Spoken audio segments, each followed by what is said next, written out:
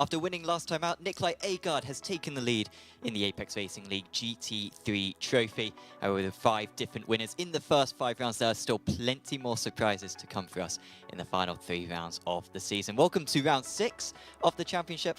My name is Sam Fitzpatrick. We are here at the Apex Racing TV esports studio. And when I say we, I mean myself and Lewis, who is doing the production. Unfortunately, no David Sampson around today. Hopefully, we'll be back for the remaining rounds. And our mental states are absolutely fine. No suspicious activity from us whatsoever this evening. I mean, we have plenty more racing to come. We will be joined later on by Ashley Denman, who will be joining us for the iRacing footage, but this intro will just be myself. So in terms of the championship standings going into this round, like I said before, Nikolai Agard is at the top, and of course was the 5th different winner we've had so far this season. Leo Dragotto with the round 1 victory, Eric Roseth with the round 2, Marcel Kraus, and then also Make Palach, and now of course Nikolai Agard winning the 5th round of the season. And he's got a little bit of a gap.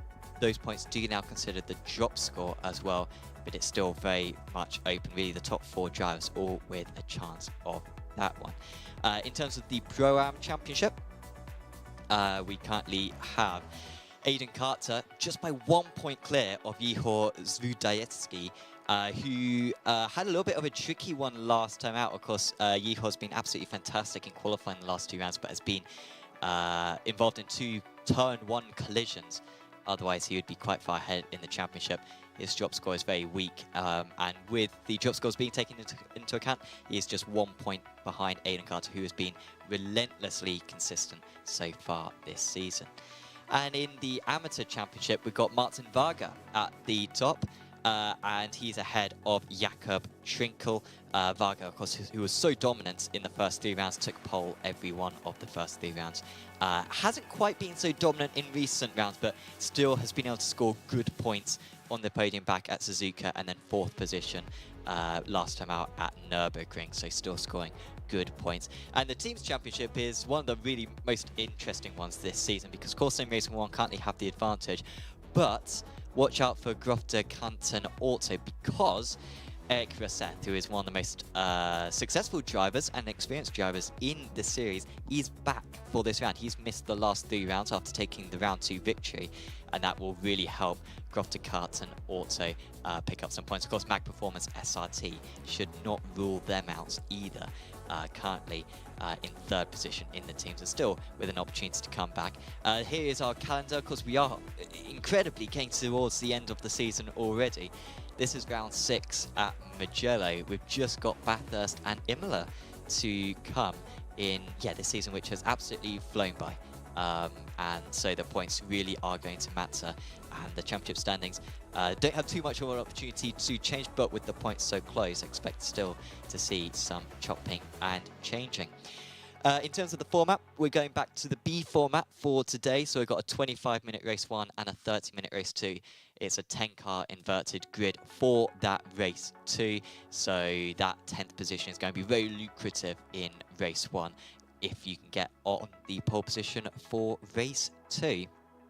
And in terms of our weather, there's no risk of rain. We haven't had a drop of rain, at least in the races so far this season. And that's not going to change today because there's no chance of rain. Albeit a very cool circuit, this Mugello circuit in the summer can get very warm, but we try to match the real-life days as much as possible, or the real-life dates as much as possible. And it's quite cool at the moment in Italy, so not too bad on that one.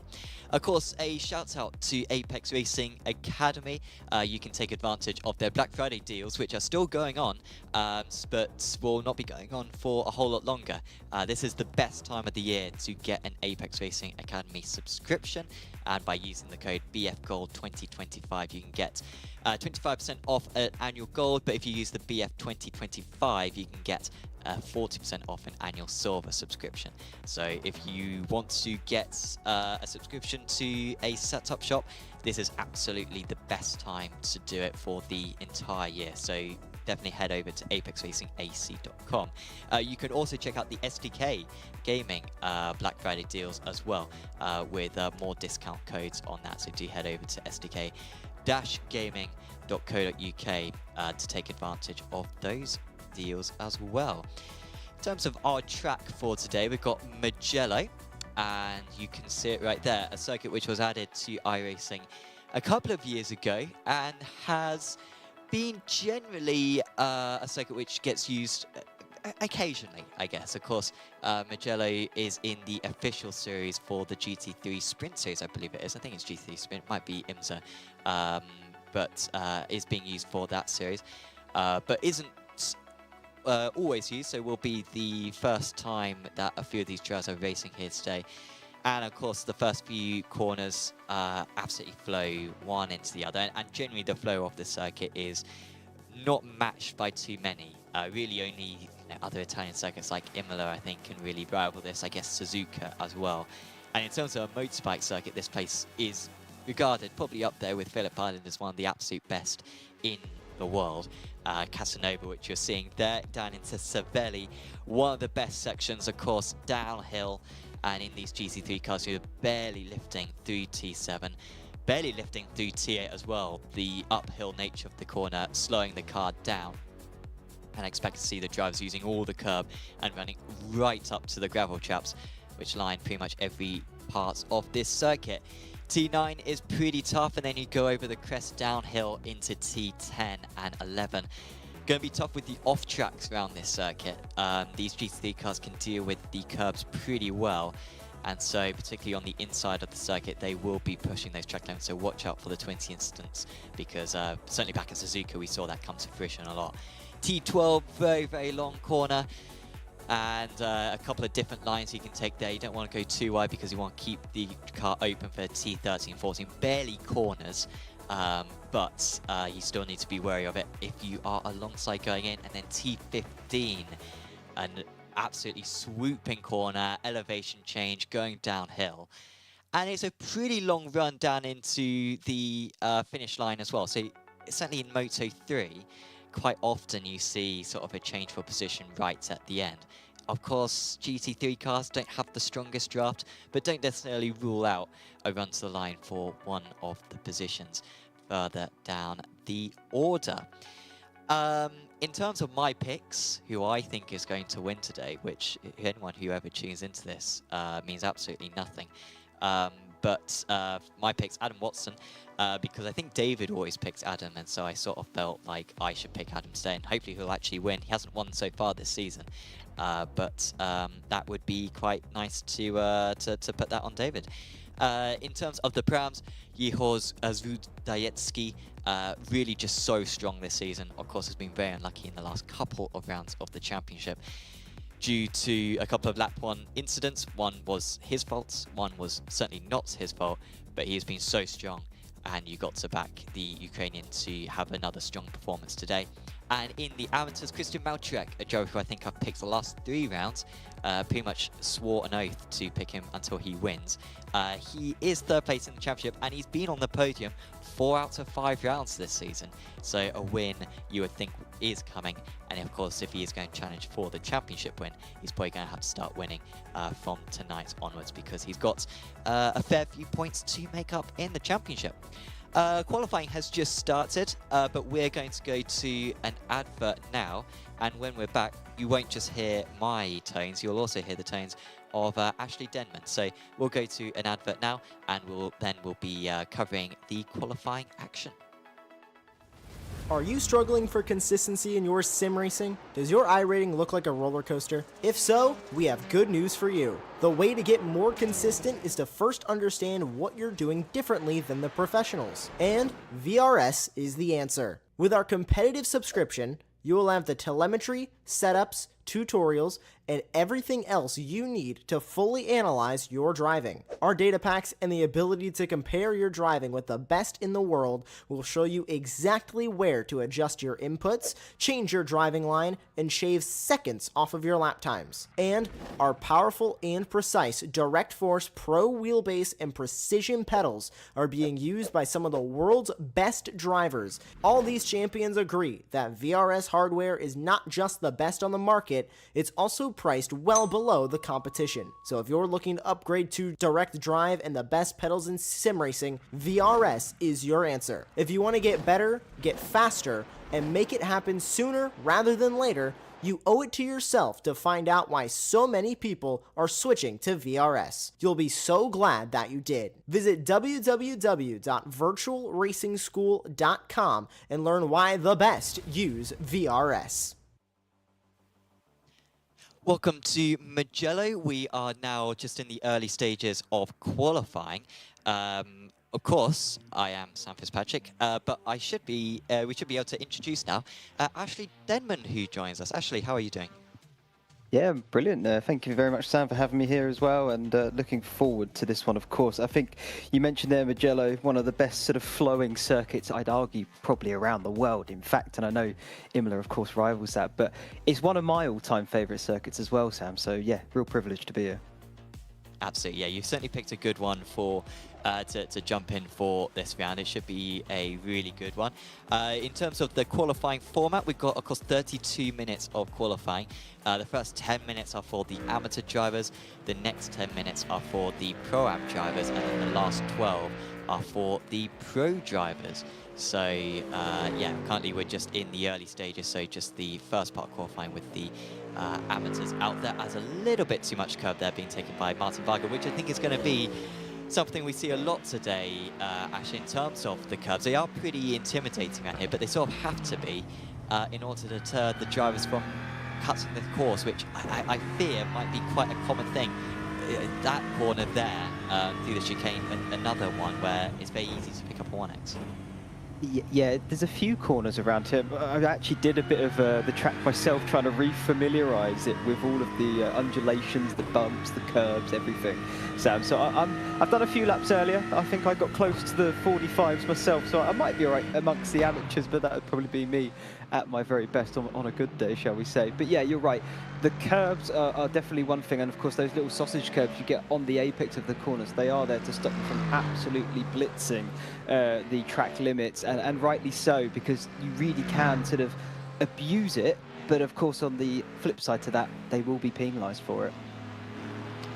Yes, yeah, and it's 20 instants that the drivers are limited to, so once they get to those 20, then they will get a drive-through penalty, which I think is pretty costly around quite a long pit lane here, and of course on the main straight you're usually going at a very high speed, so that would be a big one for them. Currently in the amateur qualifying, we've got Russ Fowler at the top. It's good to see a non-Fords at the top, because it has been a series dominated by the Fords this season, particularly in the pro category. You can see there's a bit more diversity in the amateurs. But Russ driving pretty well at the moment. Of course, a runner-up in the Apex Racing League Touring Car Britain 2025 Championship we had earlier on in the year in the amateurs. But looking to go better in this series as we watch Blahut just negotiate the middle part of the lap. Yeah, looking good so far here. Blahut, of course, he set a pretty decent time right out the box in that Porsche. Known for, of course, its rear engine design. So not rear engine, it is rear engine, isn't it, Sam? Correct me if I'm wrong here. But it is rear engine, of course, I'm right on it. But yeah, it does take corners very well. So actually, I'd argue this Porsche could be quite a strong pick here this evening. Of course, you have got that one long straight. The start-finish is, I believe, over 1 kilometre long, or sort of 0.7 of a mile. So fairly lengthy, like you said in your little intro, the draft, not a huge thing here. So I wonder, the Porsche, with its sort of superior handling, I would argue, in this GT3 field, could be a pretty decent contender tonight. It could be pretty good. Yeah, I think you're absolutely right. I think the thing that the Porsche often struggles with is the rear instability around high-speed corners. And we'll see if that is an issue, perhaps into Casanova and other high-speed corners. As Jakob Trinkel, who's been one of the informed drivers in the series, goes to the top, but then is beaten by Russ Fowler. Of course, the time's just getting better and better in these GT3 cars because the tyres take so long to warm up. But Fowler will be able to get one more lap in. Pau Corrali just crossed the line as well, so he'll be able to get another lap in as well, which could be quite important for him because he's currently sat in 10th position. You can see Corky back in the pits. Just got the 11 amateur drivers today. It's actually our least populated class. We've got a lot more pro-ams and pros. We're going to have about 45 cars for today's event. So yeah, expect to see plenty more crowding this Mugello circuit soon. I mean, that's still a healthy grid if you ask me, Sam. 45 cars, particularly around a circuit like this where overtaking you could argue is a little bit trickier for some, particularly because there is a lot of high-speed corners, not many heavy braking zones. So if you want to get sort of alongside your rival, get a move done, you're looking to carry more momentum as you hit the exit of the corner, sort of through the middle part of that. So I think it could still be very interesting. We might see a lot of bumper-to-bumper stuff if somebody is particularly struggling to make that move, but I think that sort of adds to the aspect of this circuit here at Mugello. It really is something a little bit special in my opinion, and should still produce some fantastic racing. We know what it can do for 2 wheels, and 4 really isn't much of an exception. Yeah, absolutely. As Schuttler goes to 3rd position, so nice lap time for maybe he's another one of these very common front runners in the AS. But Fowler has an opportunity to extend his gap, and of course that would be advantageous because it might get him ahead of a few of the pro-ams and even the pros, but he's not able to find improvement. Sova was actually on pole last time out in the amateurs, but you can see he's a long way off and he's still quite far off. So yeah, it is over for Sova, and he is just going to be 8th position for this round of the championship. So yeah, a bit of an unusual one because, yeah, like I said, at Nürburgring he was on pole, but sort of just demonstrates just how up and down that amateur category has been this season. And interesting as well to see Varga quite far back because, I mean, earlier on in the season, actually, Varga was absolutely dominant. He took pole in the first 3 rounds of the season, but the last 2, he just hasn't been able to match that. To be fair, at Nürburgring, I think he was only about a 10th off, but today, he is 7/10ths off. So, I don't know, do you think that's just inexperience around this Mugello circuit, maybe? It could be something like that. I mean, the Mugello circuit, I think you've mentioned already, Sam, it's not necessarily a popular circuit in the sense that iRacing don't go there that often, but I think it also is being a newer circuit, only been around a couple of years, like you also said, maybe it is a bit of a lack of experience. It's not somewhere where GT cars go very often, so it could just be that. I think it's the most logical answer, shall we say. I mean, 7/10ths off of the amateur pole for Varga there. It's a little bit of some doing, but I mean, equally, he is still right in amongst that field, and there is a few cars in front of him that is only, say, a 10th or 2, which is time that I would say is easily found should you go around the circuit a few more times and just, you know, perfect that lap just a little bit extra. So I don't think he's in any danger there. Yeah, and you only get a few laps in qualifying as well, don't you? So maybe he just wasn't able to put together 3 sectors that he was happy with. So definitely expect him to be up there, because it does give a bit of hope for Jakob Trinkel and Christian Malczyk. And to be fair, Jan Schuttler and Simon Andre Livingston as well still have a chance. I don't think Artem Sova really has a realistic chance of the title, being 70 points behind with 3 rounds of the season to go. Russ Fowler, I'm just looking back at his results, and he's down in 11th in the championship. Did miss the previous round, to be fair, but even before that has had a pretty wretched season, actually, has Russ, which is unusual to see because he is very experienced and he's a very good driver. And I think a driver as well who has been improving as well, more and more as time has gone by. Yeah, a really good qualifier for him, and hopefully he can get at least a podium today. Would be his first of the season in the amateurs. Seeing briefly there, Alex Rogers with his webcam enabled for today. Carl Roy as well out there, and Gareth McRae also enabling his webcam as the drivers putting in their first laps. But of course, these GT3 cars take a couple of laps to warm up their tyres, so this lap now that they're on is going to be the first properly representative one that they're going to set. Yeah, it certainly will be. I mean, it's a bit more representative, but there'll still be even more time found when they go around for the third one, because the tyres will still even be in a somewhat of a warming phase, even through lap number 2. So, yeah, you're quite right there, Sam. It will be more representative, but I still think time will be found. As we can see there, Yeehaw, he's gone purple in the first sector. I think that's just been taken away by someone as it changed to green there. But of course, these guys, these Pro-Am guys, I would imagine, I mean, Sam, correct me if I'm wrong here, another half a second are we maybe looking at here in terms of lap time over the amateur drivers? Yeah, I mean, maybe even more than that. I think Yeehaw might go sort of 8/10 clear. Honestly, I think I mean, Yeehaw could well get overall pole, so he actually got overall pole back at Suzuka. But then, of course, you're very familiar with T1 at Suzuka. It's quite a tricky one at the best of times. But then on the cold tyres, he spun it from the lead all by himself and lost himself a lot of points on that day. Could have probably won the overall race. So yeah, whatever time that Yeehaw sets will be pretty much as good as anyone's going to set around here. Albeit, I mean, maybe this isn't a circuit for him. He didn't take pole in the Prams last time out.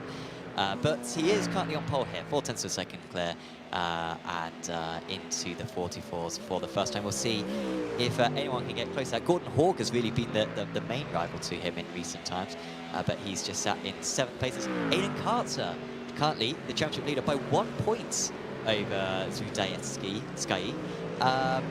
Well, he's currently a similarly small margin ahead in terms of time in this qualifying session. Yeah, you can't really get much closer than that, can you? It is a blink of an eye almost for that one. As you can see there, Gordon Hauger, he also just went purple before Zudensky immediately took that back and is now going purple once again in the first sector. So yeah, clearly these guys are not done. That is Hauger there getting a nice little toe down that start-finish straight. That'll definitely help him out in qualifying here. It just depends, is that McLaren going to get out of the way, or are they going to have to fight this into turn 1, because then they're just going to hold each other up. He's going down the inside. Almost looked like a nice overtake. It's a shame we're not racing at this point, but yeah, it would have got a nice toe. I don't know if that, you know, really affected his line though into turn 1. May have lost it a little bit there. Yeah, he would have got a good run, wouldn't he, going on to this lap with that. But yeah, I can't imagine he could probably gained any time from it. Because racing with Ronald Grossman, who is involved in running the Porsche GB Championship, which will be returning in the new year. I think currently qualifying is going on for that. Yeah, Ronald does a very good job of organising that. So yeah, look forward to that returning in January. Here comes Yeehaw. This is going to be even faster now for the Ukrainian, because he set a couple of purple sectors. But did he have an off-track, perhaps? I mean, it looks like a very good lap time by the sector times. If he picked up a 1x, it would have been validated. And so he's not able to go faster. Dominic Enkel goes to 3rd position. Alexei Bari into, well, now 6th, because Mola and Origi both improve, as Carter goes faster as well himself. So Carter now 1/4 of a second clear. But I think Yeehaw, if you can put together a lap, I think has the potential to usurp that. Yeah, it certainly looked that way. I mean, it must have been invalid, as you said, because he crossed the line and it wasn't a change to his time on the timing tower. So clearly abusing the track limits just a little bit somewhere, and he's not going quick in the first sector either. Is Yeehaw at the moment? He's maybe quick, to be fair. It's just not quite his personal best, but he's yeah, got a better standard for himself. I think he set the standard too high too soon, Sam. Yeah. I think that's what it is. But no, you're quite right. He's not going as quick as his PB, but I'm sure he is still flying around the circuit. So keep an eye on that lap time. It could still bring him up onto that provisional pole, as Jorge's done another fast lap. He's now jumped up into 2nd there. Still sort of a 1/4 of a second backload from Carter. That is an almighty lap from Carter then, really, when you look at it, being that the rest of his field and rivals a few tenths off of him. Yeah, I think this is going to be close, I think, for Zvidetsky, because his first sector was really, really good, even though it wasn't a personal best. It was very good. Second sector was good, but not great. But this is going to be very close to pole position. It might even be pole position, because it looks like he's kept it clean. And, well, it's not even close. It is 3/10 clear.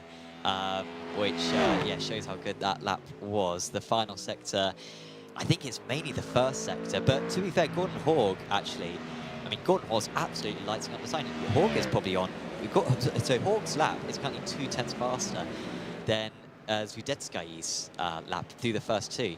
So I mean, this could be pole position here for Hawk, but it might be very tricky to match the Ukrainians' final sector time. But you can see that purple in the second sector for the Norwegian. Yeah, certainly. Once you've got one more corner to go, this is the final one of Busine. And then now the long run up to the start finish as Yihor is going purple again in sector 1. How is he doing that, Sam? I don't quite understand. Hauger finishes his lap, and yes, he does by just 200ths of a second to snatch that provisional pole away. But Yihor's still improving out there on the circuit. Has he got the answer to Hauger now as he goes purple in the middle? This is a mighty lap from Yihor here, Sam. So he's currently a 10th up through the first sector, pretty much matching through the second sector, just a couple of thousandths faster. And in the third sector, his previous lap was absolutely mighty. He was 2/10 faster than Hawk. So this, if he can match his final sector from before, he'll be 3/10 clear here. I don't think there's too much doubt he's going to be on pole position because it looks very clean for Yihor. He's not using all the space though. Did he pick up a 1x somewhere? Because he's gone back to the pits. And had it been in clean lap, he would have definitely taken pole because, like I said, I think he had about 2/10, even 3/10 to spare. But now it's up to the others to see if they can match. Carter's not matching in the second sector, so this isn't going to be close to pole position, but it might be closer, and it might get him ahead of the few of the pros who are yet to come in this session. He pulls to the side, he was not able to improve. Bari improved. Arigi up into 4th place, nice qualifying for him. Jurika into 10th. And we've just got a few more to cross the line to finish their laps now. You'll have to, I'm sorry I'm doing this on the fly here, Sam. You have to tell me, are they all in one big qualifying session and you just tell each category to go out periodically, I'm guessing, at this point? Exactly. As soon as that 10 minutes is up, you know, finish your lap and then come in, or finish your lap and then pull off. I tell you, that's brilliant. I've not seen that before. That is fantastic. Well, round a lot one of discipline. was very chaotic, where half the drivers don't follow the instructions. But by round 6, as this is, it looks very well oiled. Brilliant stuff. I mean, fair play. I mean, it makes a lot of sense, doesn't it? And I tell you what, you don't see enough of qualifying with a full grid actually on the circuit. So hats off there as well, because that is also a strategy game in and of itself, really, when you look at racing, particularly in the real world. You have to find a clean lap. And sometimes that's not always easy to do when you've got a field full of cars around you trying to do the exact same thing. So it's nice to see, in a way, because you can get those sort of upsets and sort of things you're not necessarily predicting to happen, happening, and it is fantastic. Yeah, it's really great out there, yeah, it's going to be pretty tricky for these pros, because I think this is probably the most sort of packed the circuit is going to be for the whole qualifying session. And so yeah, they are going to have to find a bit of space for each other. And of course, especially with these pros, they're gonna need to gain every 100th of a second that they possibly can. So these probably even first 2 flying laps aren't going to be that representative, and it's just going to be maybe the last 2, or maybe it's 3 laps that the drivers get where they can really stretch their legs. Of course, we have got an extra 2 minutes for the pro drivers, but that's because once we get to 32 minutes, that's it. The iRacing session kicks them out. So all the other classes can complete the lap that they start in their 10-minute slot, but the pros have to get it sorted. So they do technically have an extra, say, 15 seconds, because it's a 1-minute 44 lap, but it's pretty much the fairest system possible. Yeah, the drivers just putting in their first laps now, but yeah, don't take too much information from the timing order. Great to see Leo Gigotta once again back. He had to miss last time out because of Thanksgiving, which obviously is a very big part of the year over the pond where he's based. So he had to miss that one. It has set him a lot of catching up to do. If it weren't for that, he would probably be championship leader right now. But he has probably got to win the last 3 rounds of the season in order to bring it back, which Leo is more than capable of, because he has won 2 of the rounds so far this season, but has put quite a lot of pressure on the young American. I mean, it's if you've got the pressure on your shoulders, if you can show that you can rise above that, Sam, then you're a very capable driver indeed. So of course he's put himself in a position where he has to show that. But if he can pull it off, then fair play to him, because it then proves to him, not only himself but to others, that he really does have the minerals to take things forward and show that he can fight for a championship. So you can look at that in both ways, negative and positive, and it's just a matter of how Leo takes that on and shows what he can do. As I think we are still waiting for the first sort of pro drivers to come in lap time wise. I can see a few of them now set their sort of opening laps, but they're waiting for the tyres to warm up and get into that operating window, Sam, and then we can really see when they can stretch their legs, open up the throttle, and see where they can put their cars here for qualifying. Definitely. How do you, let's, I mean, this is a weird question, but let's think of this as an entertainment product. So let's say we were running like I mean, this is an esports competition in a way, but let's say we were running like a massive competition. Do you think this format works in terms of waiting for 3 laps for the drivers to actually have tyres which they can set a good lap on? Or do you think this is bad? If this was on TV, would this be a bad format? You reckon? Do you reckon it needs to be straight into the action with them driving fast? No, because it is a bit I silly. quite like it. It seems silly, but I quite like it because, albeit, you know, you're in a simulator, it's not real world, but you want to simulate that. That's the whole point of it, you know. Simulating it means tyres need to warm up. They're not straight away at their fastest as soon as you head out onto the circuit. So why would you not emulate that in the simulator? I think it works well this way. I also like the fact that if, say, something does go wrong in the process of you warming up your tyres, maybe you have to abandon it altogether and go back into the pit. Of course, the unrealistic bit then is you can just teleport yourself there. But regardless, if that happens, you have to start the whole tyre warming process again. And I think that's a different element to the sim world than the real world, because the real world, it may be a £5 washer breaks and the car's gone entirely. Here, it's a case of, okay, you've got to re-warm the tyres. You're going to be at a disadvantage, though, because they're cold. It's going to mess up your qualifying. I like that aspect because there's that little bit of unknown. There's a little bit of that, I guess, real-world antics that could come into play, Sam. Maybe I'm a bit crazy on this one, but I like it. I think it works well. Yeah, I think you make some very good points, and what you say as well about, you know, the mechanical phase. You know, if something goes wrong in the sim, you can sort of recover from it in this competition. It's a setback, but it's not the end of the world like it would be in real life. So no, I think you're absolutely right about that. Marcel Kraus, who of course up until the previous round was the championship leader, now second place in the championship, of course was absolutely phenomenal back at Monza, managed to win that round of the season, and that was actually when we had the B format as well. That's the only other round where we've had the 2-race format, so maybe he's got good pedigree in this type of racing. But hasn't really been at the top besides that so far this season, as his teammate gets out of the way, gives him a little bit of a draft.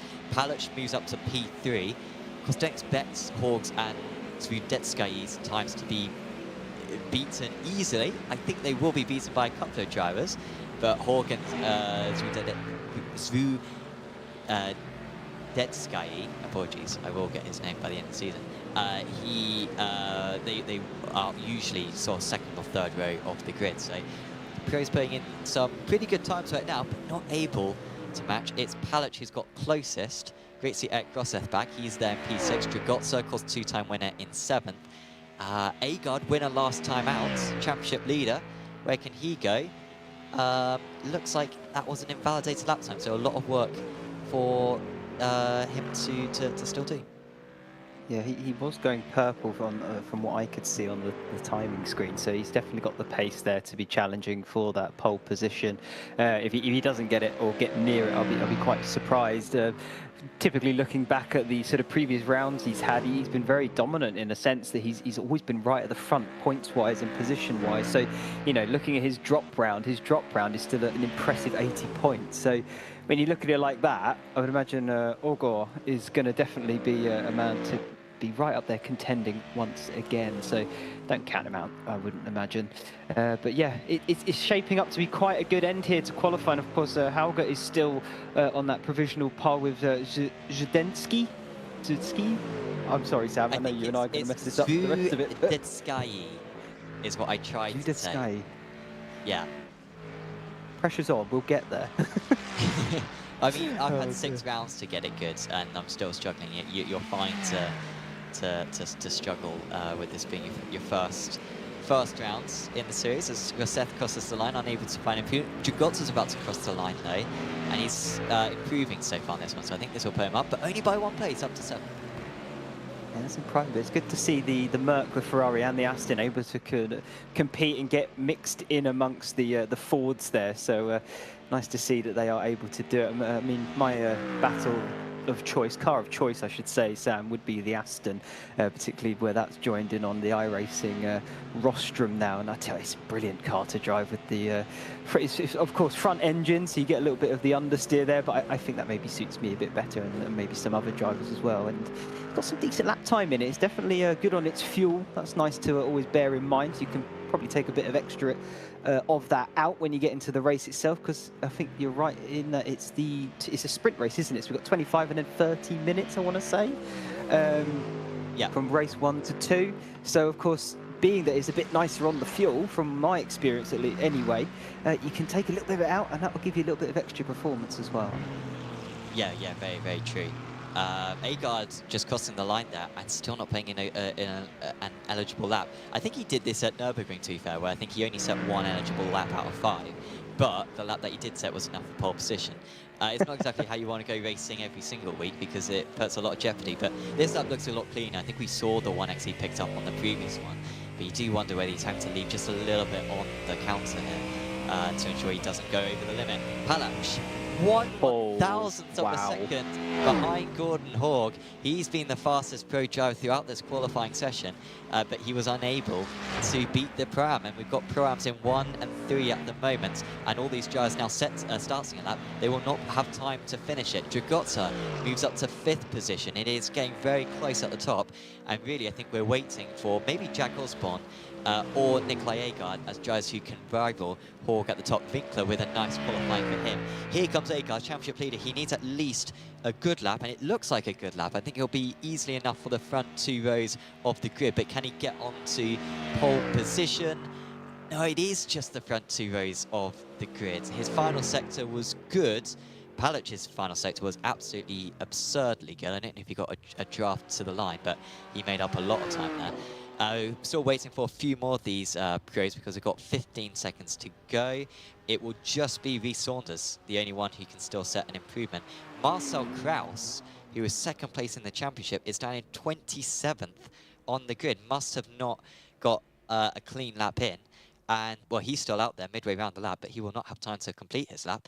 And that is a huge disappointment for him, and one of our championship contenders taking a massive hit. Yeah, that's going to be a big task to overcome there for Kraus. I mean, he's going to be looking to try and get up to 10th position, I'd imagine, in that first race to get the reverse pole. Yeah, that will be his task, and if he can, then he can recover a lot of points in that race too. Of course, same amount of points for race 1 and race 2. But for this race 1, it's just the grid set by the qualifying order, and it's Gordon Haug on pole position for his first overall pole, I think, in all of Apex Racing League. He's raced in a lot of Porsche Cup events, a lot of GT3 trophy events, but that might just be a first for him. Great to see him up there. Then it's Mick Palach, another veteran, in 2nd place. Then it's Ihor Zudetsky, another top quality qualifying for him. Then it's Nikolai Agard, Jack Osborne, Carl Winkler, Leo Dragota, Eric Verseth, Aidan Carter, Jean-Thierry Arrighi, Adam Watson, Mateus Maranja, who often underperforms in qualifying, but that's a bad qualifying for him. He's ahead of his fellow countryman, Marcus Fox. There's Dominic Engel, Ivan Tonneson, Alexi Bari, David Moeller, Alex Rogers, Rafael Jurica, and Daniel Sebastian. Russ Fowler is top of the amateur drivers in an impressive 21st, ahead of Jakob Trinkel. Then it's Nathan Taig, Andrew Brown, Gareth McRae, Sven Lotman, Marcel Kraus, Jan Schuttler, Josh Boots, Anthony Benand, Simon Andre Livingston, Daniel Cialfi, Rhys Saunders, Adam Blahut, Martin Varga, quite a long way away from his other amateur rivals, some 14 places off the top of the AMS. There's Ales Casilla, Artem Sova, Carl Roy, Jan Vormers, expect him to gain a lot of places, Ronald Grossman, Mark Hutchinson. I mean, come on, Mark. His qualifyings are usually underwhelming, but that is way further down than where you'd expect Mark to be. Expect him to gain a lot of places. Then it is Tommaso Berseggio, Paul Corrali, Tyler Corky, and Bennett Parsons, the pro driver who sort of triggered the lap 1 mess that we saw last time out. He had a qualifying ban, and so he starts down in 45th position and will be carving his way through the order very, very quickly. I mean, breathe. Breathe, Sam. Oh, God, you can get a chance at it now. Unfortunately, with 45 drivers, a few of these drivers we probably won't mention. I mean, you can see at the back of the field they haven't even got going yet on the formation lap, but at least their name has been said once in this broadcast now. No, I do understand you. Don't worry, it was just quick fire round, you know, getting them all out in one go, but you did, yeah, very nicely done. But yeah, formation lap now. So, I mean, for me, Sam, as a driver, this is always where the nerves start getting a bit higher. Pressure starts to, I guess, mount a bit more on the shoulders. You want to get that nice, clean getaway when you come round that final corner. I'm assuming it's a rolling start. Correct me if I'm wrong there. It is, yeah.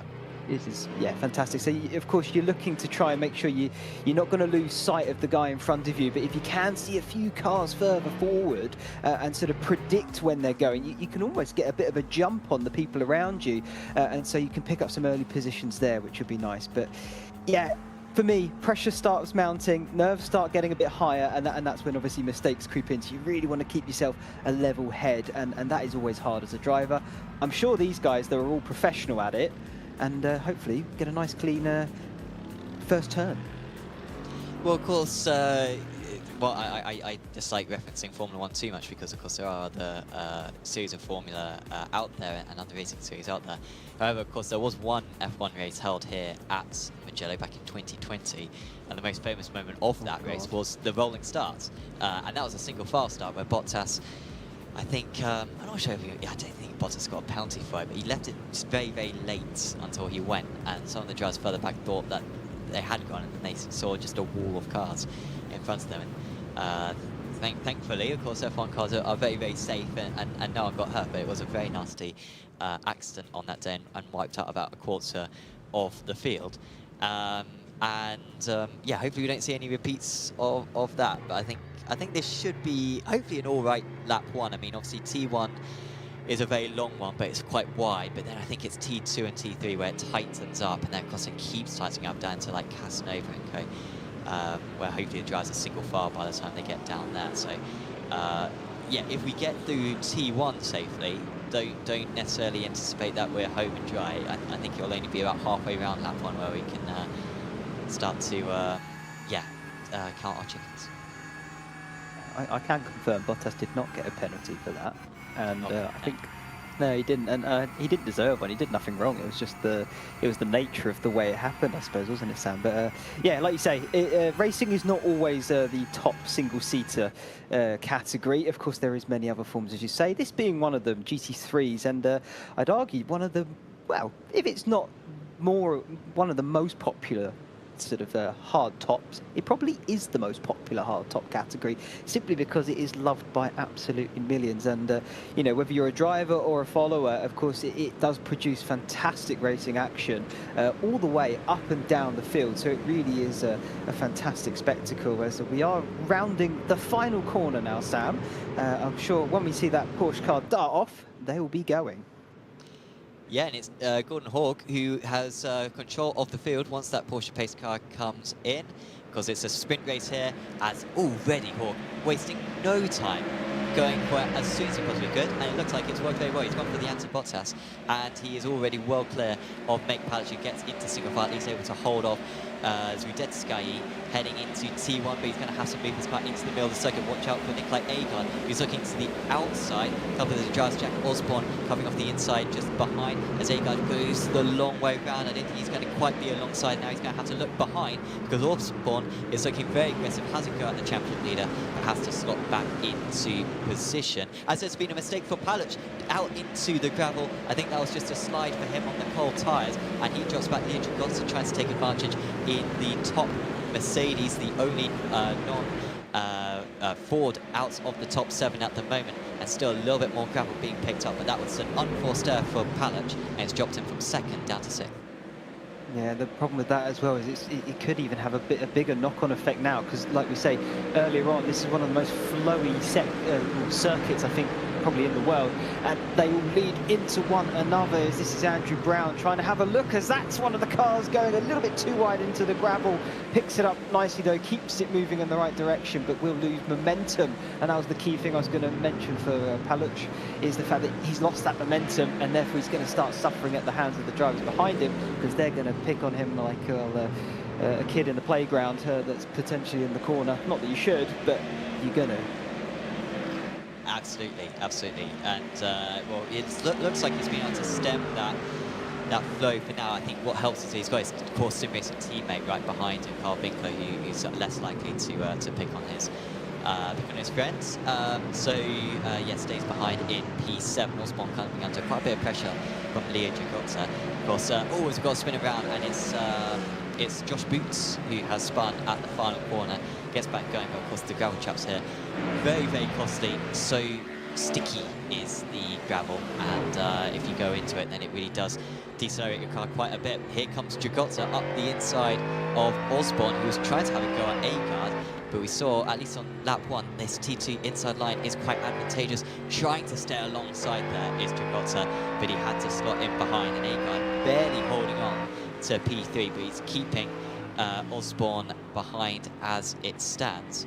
And yeah, Gigotta now in that P5. Or was that maybe A-Guard actually getting past Osborne? Apologies. As Carter now has a slowdown. That's what the yellow flag means. So watch out for Aiden Carter potentially having to give up a place to Eric Grissel. Yeah, it's not an ideal place to get that slowdown either, as Watson now also picks one up in his Aston Martin. It's going to be tricky for those guys. They're just going to have to hopefully slow it a little bit more, as that's a bit too much there from Jan Volners as he collides with the from the lead. No! To Hawk. Oh no! What has happened? Oh my goodness, well we've lost our top two, Hawk and Palach with unforced errors. And it's now Ihor Zudetsky who leads the way. It's all happened in one go there, because Jan Volners, sorry, getting into the contact. Here's the replay, Gordon He's Howe. overheated the tyres, and he's got absolutely nothing left for the right-hander. Yeah, like you said, Sam, too much, too soon. Didn't pace himself enough. I mean, him and Zudajewski, they did actually break away a little bit, and of course Ihor there still has that little bit of a buffer behind him, but clearly just overdoing it too early on, trying to make sure they kept that track position, and he's come a cropper through the gravel, and he's now dropped right back down behind a bunch of pro drivers there. They are going to be no slouches, so getting back through the field to try and make positions, as I think he's losing more now to Carter there on the timing tower. We're on board here with Jean-Thierry Origi, and the battle in front of us is happening. This is also happening behind them. This is Rossef trying to have a little look and make some places up as well. As Rafael Jurica is now the next to go off the circuit. That's down at T1, so he's lost that very early, so that suggests some contact. And also, there was a car just in front of them who's also off the circuit, maybe Mark Hutchinson, I think, who was a lap down, just trying his best at getting out of the way. Jurica has just been driven into the back of here by a Cold Ice Racing esports driver. I think that's Daniel Cialfi. He's actually up 11 places from his race start. But I wonder if he will have to give up a few of those places if the post-race stewards decide that he was at fault for that. But there's our leader, Zvidetsky, who's got quite a comfortable gap. And I don't think we've seen Ihor actually win a race so far this season, despite being one of the fastest drivers. Like I said, the last 2 rounds he's had collisions or incidents on lap 1 of the race, but there's no sign of anything going wrong in this race. It's looking good for him. I mean, that's the benefit of being towards the front of the field. Of course, you do sort of keep your nose a little bit cleaner on that sort of side of things. So fair play to him, and he really does have the pace to back it up. He's pulling away from Al Gore there in front. So let's see how he can manage that. Of course, it's only 5 minutes through a 25-minute race. It's still a fair way to go for him. Of course, tyre wear could play a factor as we get into the closing stages of this. Who knows, as here is Gordon Hauger down to 8th position, so not out of it, but maybe feeling a little bit bruised and worse for wear. But he'll keep moving forward, and he'll try and pick it up where he can. Sam, I'm seeing in the chat as that is Martin Varga off. down in 36th position, dropping further still. And I believe the amateur leader in that category coming a cropper as well.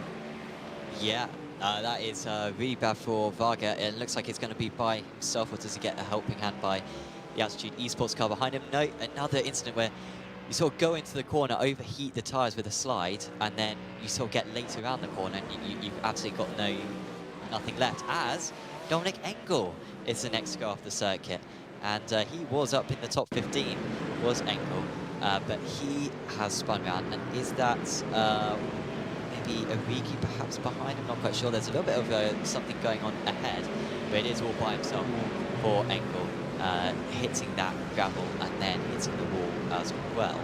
And he's now down into 37th place, and he's continuing to drop. He's got damage. It wasn't a big hit, but if it's into the corner of the car, then it can cause a lot of suspension damage. As he's got, yeah, I think Mark Hutchinson just unlapping himself right there. In terms of that message you were mentioning in the chat, I think Marcus Cook, you were referencing, yes. Asking how competitive is this field. It is very... I would say very competitive. Very. Is the adjective I would use. Obviously, it's all relative, but and obviously iRacing doesn't necessarily tell the whole story. So Yeehor, for example, is only 3.8k, which is the same iRacing as me, shockingly. But I would probably, I would say I'm quite reflective of a 3.8k driver. I would probably be running in about, I reckon, 25th position in this race. Meanwhile, Yeehor's dominating out in the lead. So it's difficult to judge. I would say Yeehor's probably like 7k, maybe even 8k pace, which I guess is like top 200 iRacers, I think, at this point. And some of the drivers are getting close to that sort of 7k. I mean, Eric Roseth is 6.8, and he's down in 10th position. So the fact that Roseth is being beaten by 9 other drivers sort of demonstrates that it is a competitive field. But what I would say is that none of these drivers are professional sim racers. None of them are earning a full-time wage doing this, so it is still an amateur league. Yeah, it's an amateur league, but I think the way to word that, and I love Charles Boschel, I think, worded it best in this. Amateur is just the name for someone that lacks experience.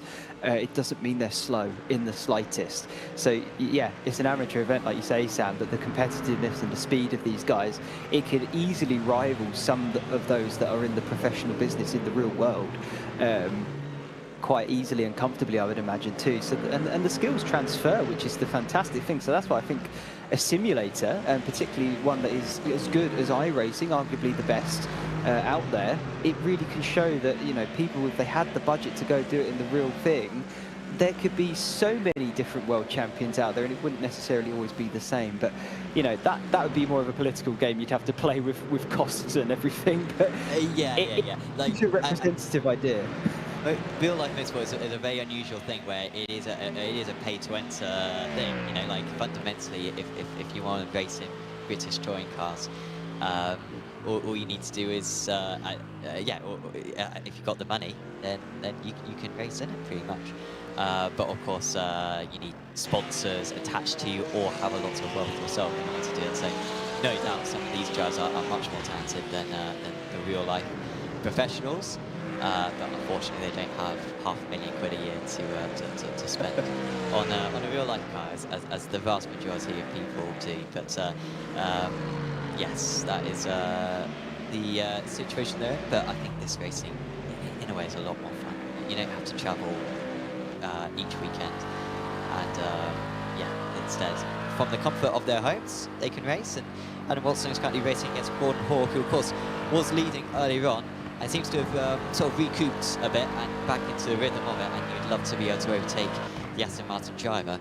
Just a reminder, of course, this is a 2-race format, so for race 2 we will have a 30-minute race, but the top 10 from this race 1 grid are inverted for the race 2 grid. So currently Eric Roseth would be on pole position, albeit Matthias Mironja is not far behind, so these positions that we're currently watching are absolutely pivotal. Yeah, they certainly are. Of course, as you mentioned, get the reverse, and that's always nice if you are able to pick that one up, because then you're right at the front for the next race. That is a car you haven't seen much of, I'm sure, in general in iRacing, the old Lamborghini there. And why not? I mean, it's a fantastic beast. It sounds amazing, I know that for a certain. And Bennett Parsons has navigated 15 positions right from the back of the field. So he is on the climb and the charge. So brilliant stuff from him there as we're going to jump a bit further forward, 17th, and the battle between Jakob Trinkel. And I want to say it's Barry behind him as well, or maybe not alongside him at this point in his Mercedes. Down the inside goes Trinkel into turn number 1, and it looks like he's picking up the traction nicely as well, just a slot in front of that Mercedes, and happy days, he'll take that away. Yeah, this is getting chaotic now. Carter now getting ahead of Hawk, isn't he? So Hawk, I think, has lost that position because Hawk was right on the tail of Watson, but Carter's now up into second place out on the Pro-Am drivers. And still Rosseth is holding on to P10, but Morancho is right there now. They're all queuing up, so they've had a little bit of a check up there. You can see Rogers and Brown as well, also just picking up slowdowns. But before, Rigi and Tonneson and Fox were a little bit detached. Now this is a snake of cars which goes all the way from Adam Watson down to Alex Rogers in 16th place of it. With that slowdown for Rogers, he might just fall a little bit away. So yeah, frustrating one for him, because it looks like he's faster than these drivers, and he's qualifying in early race pace, certainly back up that hypothesis, but he is getting a bit mired in the pack as it stands. And we've still got 13 more minutes of this race to go, still plenty of opportunity for Hawks to potentially slip back further if he's not careful. Yeah, still chance. I think this was the move for Hawk, or why he lost it, I should say. He went for it on Adam Watson there into turn 1. Watson with a slightly late move to the inside line. It caught Hal well, it didn't caught him napping, but it almost caught him off guard, I should say. Watson down the inside again for the second part. There's the tap to send him through the gravel, and then round the outside goes Carter. He'll happily pick that one up for free. And I wonder, Sam, and I'm sure you'll know more than me, I'm sure the stewards will have a look at that afterwards.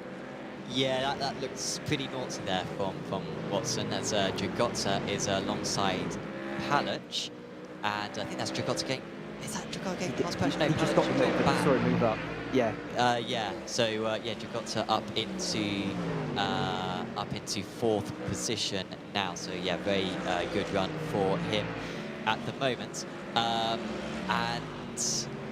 Yeah, I think the move under braking initially was a little bit naughty, but then the move into T2 was very naughty. I mean, you got to leave a car's width, and Watson did not seemingly do that. So I think yeah, he might well get a process penalty, but that will be after the meeting is complete. So he'll still be able to benefit from this position in race 1.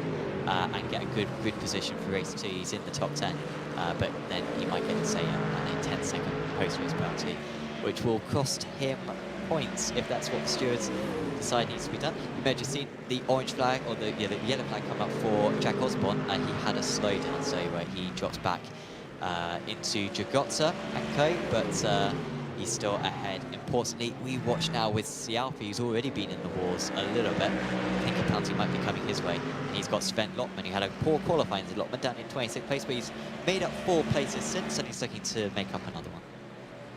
And importantly for Kraus, he's there in 20th. He's climbed 7 positions from his starting block, so he'll be happy with that one. As we're going to jump back forward here to Marcus Fox in the wheel tracks of Muller in front. Are we going to see a move here into turn number 1? I'm sure it's going to be late on the brakes and a dart to the inside if it's on, but it looks like he's playing it cautious here.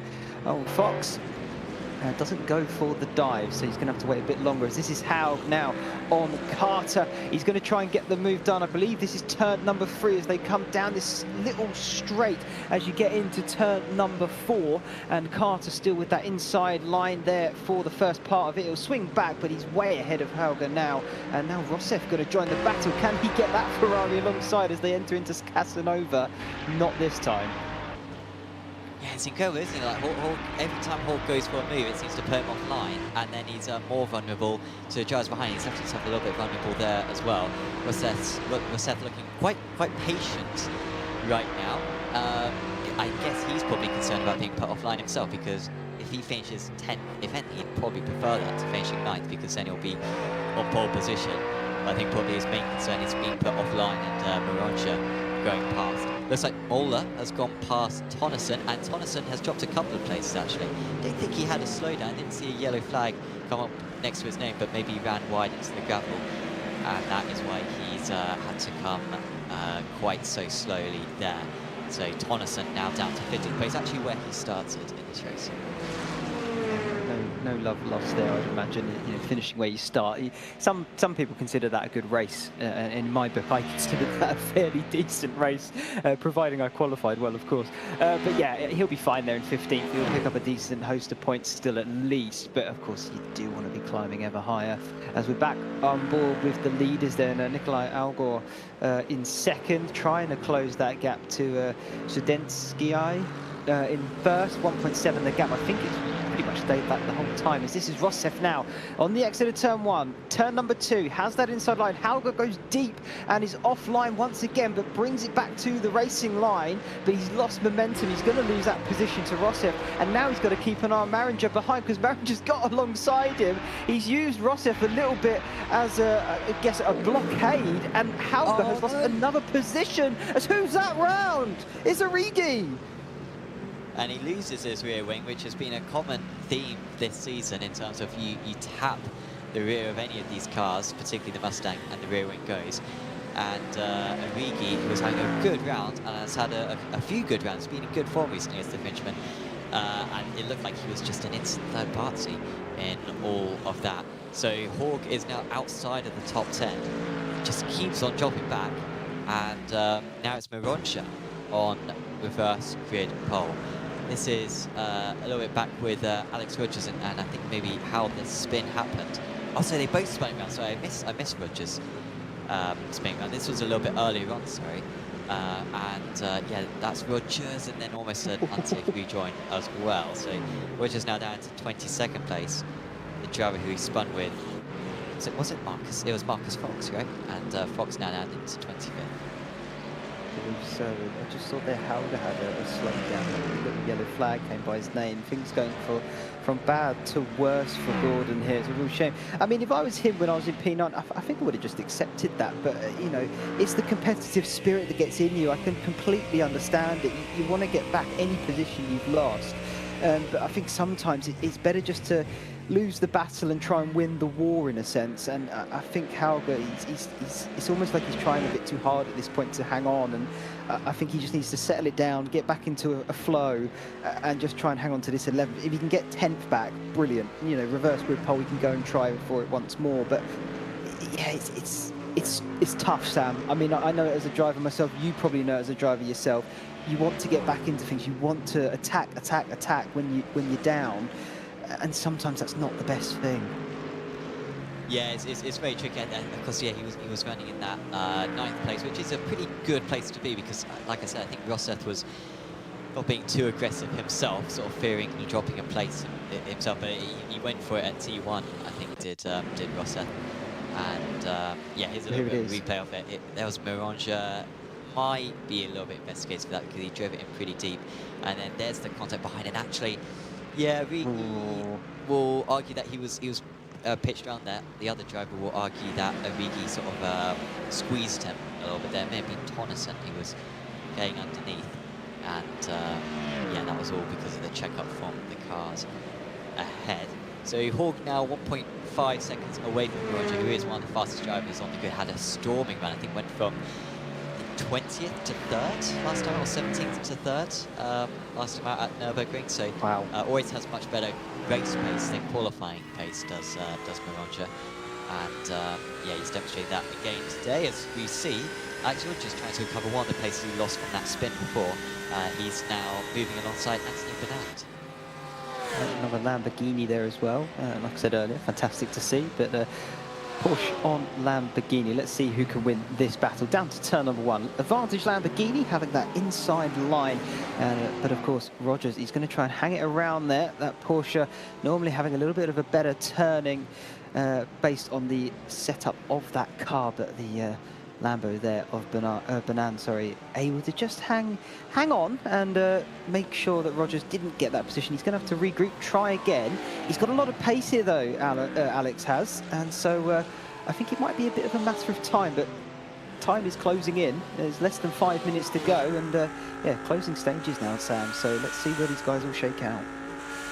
Yeah, of course, if you can get another place here, then that's one less car to overtake for race 2 as well. So for these guys, yeah, wherever you finish in race 1 will set your grid for race 2. So yeah, it would be very useful for him to be able to pull off that overtake. So far, not seeing any black flags come up for any drivers. I think a few of them must be pretty close to the 20 instant limit, but I haven't seen any black flags pop up or anyone serving a driving penalty as of yet.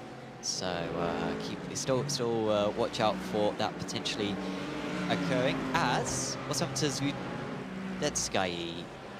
He's had a bit of a connection thing. You might pop back though, but oh my goodness! I mean, no. Nikolai Agard. I don't want to criticise Nikolai Agard whatsoever, but this is a bit of a George Russell drive from him, where he has really done nothing as Agard. Like, he qualified well in 4th, and then one car spun in front of him, another car spun in front of him, and another car lost connection, and he's somehow in the lead. But he's back. He's back. He's back. He's back. Oh my! I've never seen such a long period out of the sim. And he's back, and he's messed up our timing screen as well because of it. Incredible. Don't do that again, people. Oh, thank you for that. But I'm happy he's back. Let's put it that way. Oh dear. I mean, you say a George Russell there, and like you say, no disrespect to Agor.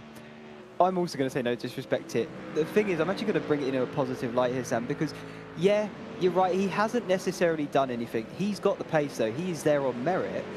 And of course, things have just happened around him. And to be there at the front, you still need to put in the time. You still need to put in, you know, all of the effort to be there in the first place. And so the fact that you get these little gifts, shall we say, they're just bonuses. He's still done all the work. He's done all the hard work. And being in 2nd place at this point in the race is still a fantastic effort. It still brings him a nice chunk of points as well, particularly when we look at the standing sort of over his rivals of not Trinko, sorry, I'm looking at the amateurs there. When we look at sort of Kraus and Paluch sort of a bit further down the order, he's going to be quite happy, I'd imagine, there in 2nd place.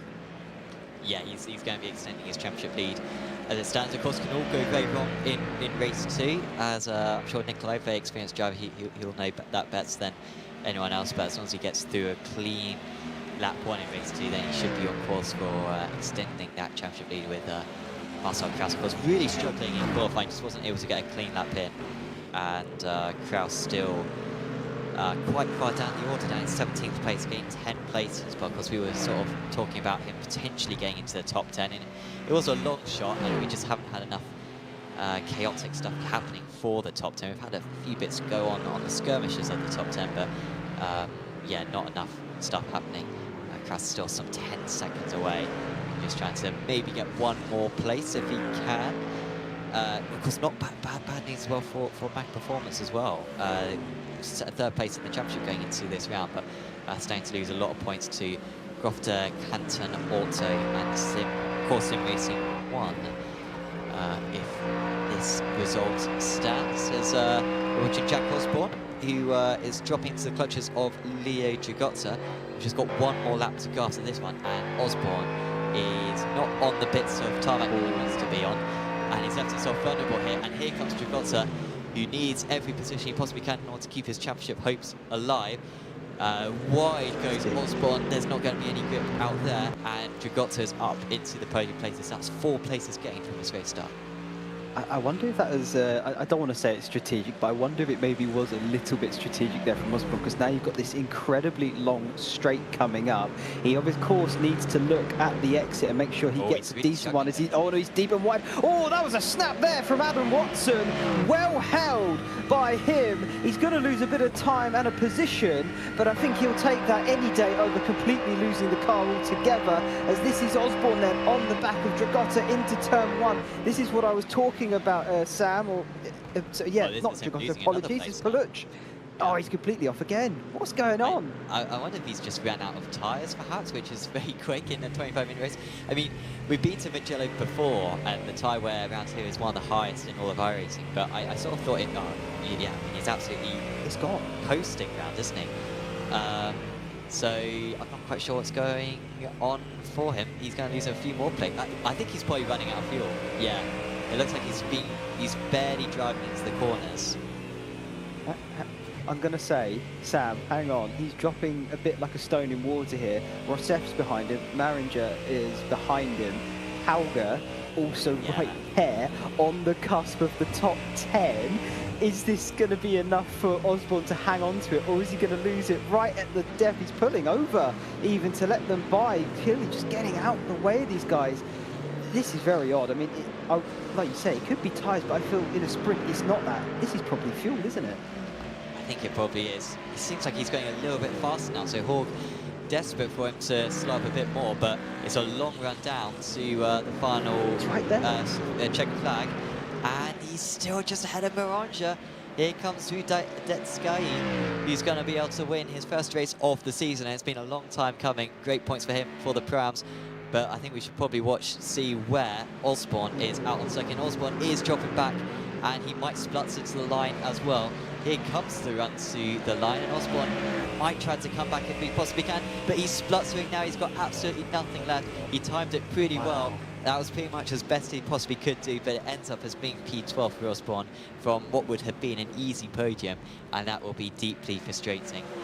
In the short of the two races, it's not even the 30-minute race he's run out of here, it's the 25-minute race.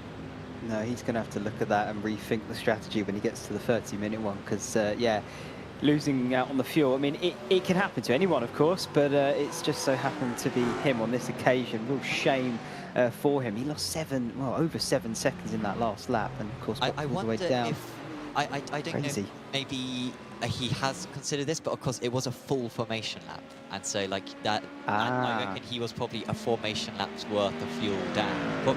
Probably not even that. I mean, he was only like maybe a litre or two short, probably 1 litre short. So yeah, maybe he just didn't account for such a long formation lap.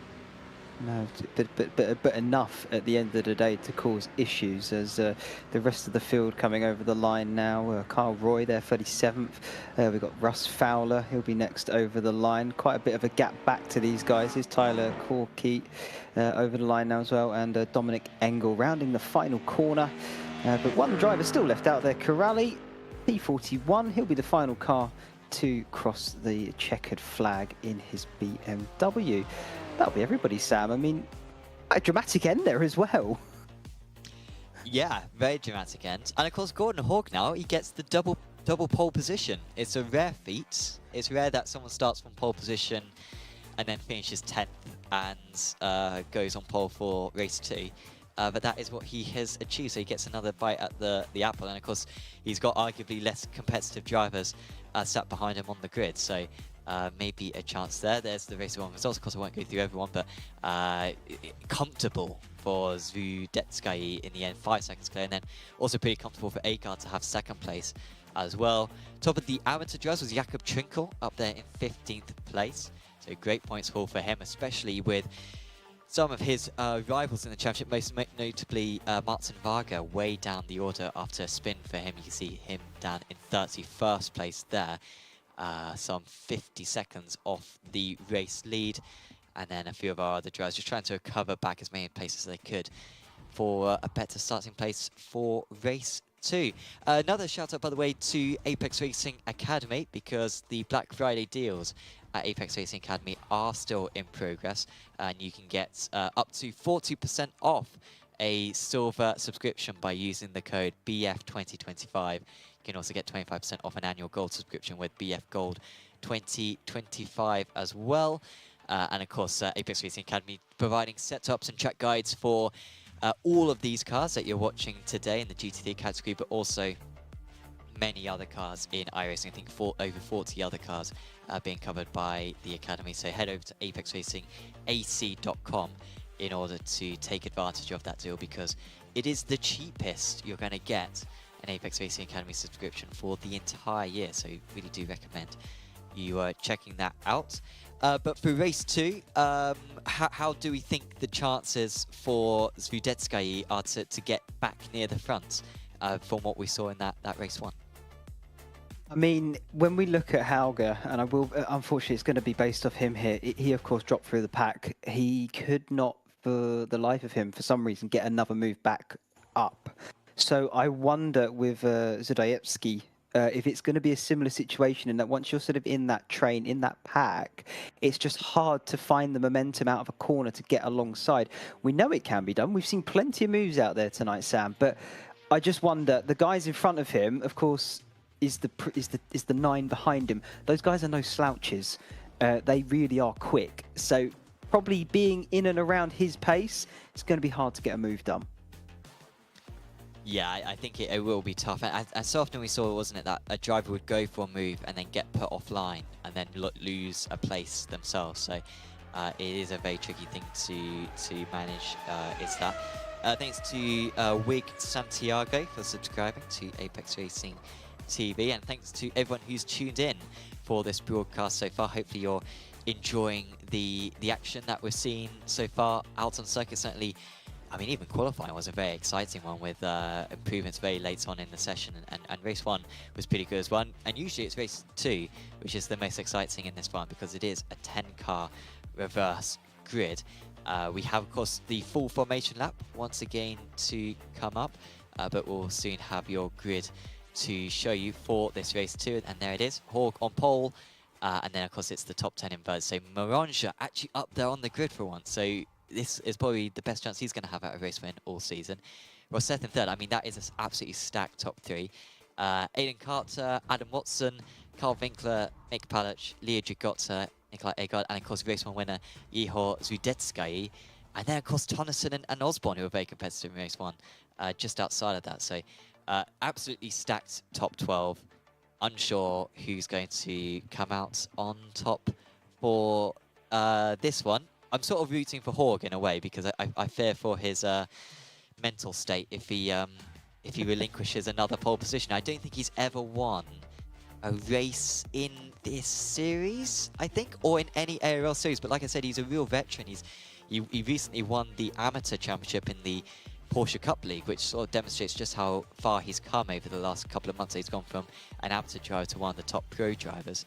And so it'd be quite a big deal if he could yeah, break that duck. Well, I mean, if and when, well, I feel like it sounds like when he does it, in a way here, Sam, whether it be tonight or whether it be anytime soon, I think that is the case.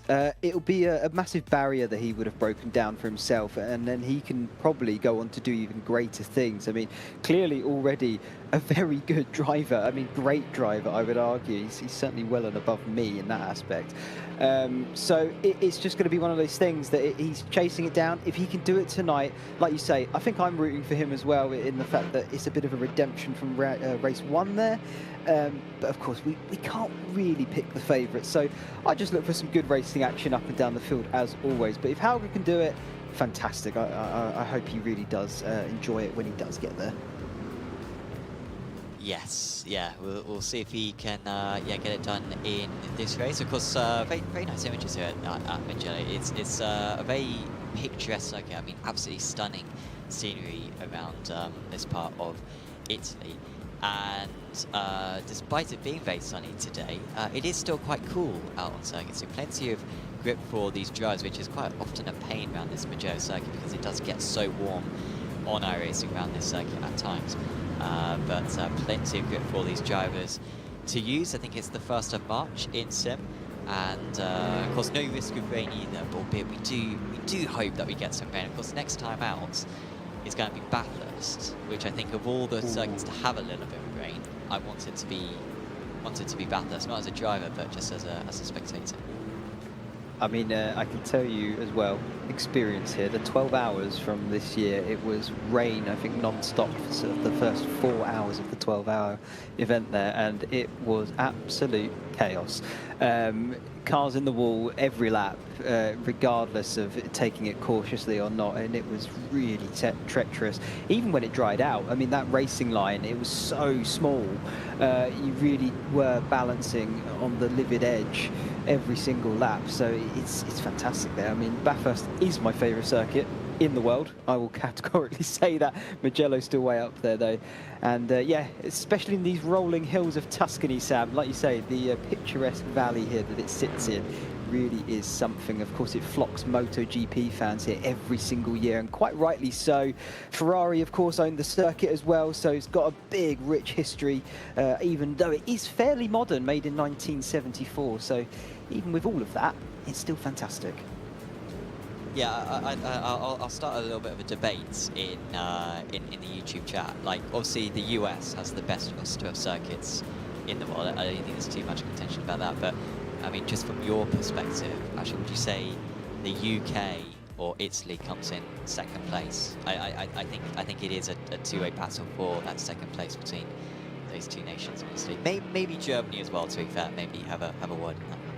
For the best circuits, did you say, like as a country as a whole? Best circuits, yeah. Or you really are starting something there, Sam, and I think it's Yeah. good. I'd love to see what everyone in the chat thinks as well. I mean, being British myself, I think there's a slight bias leaning into that.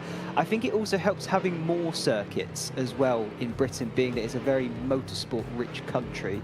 You know, places like Cadwell Park, Alton Park, Snetterton in Scotland.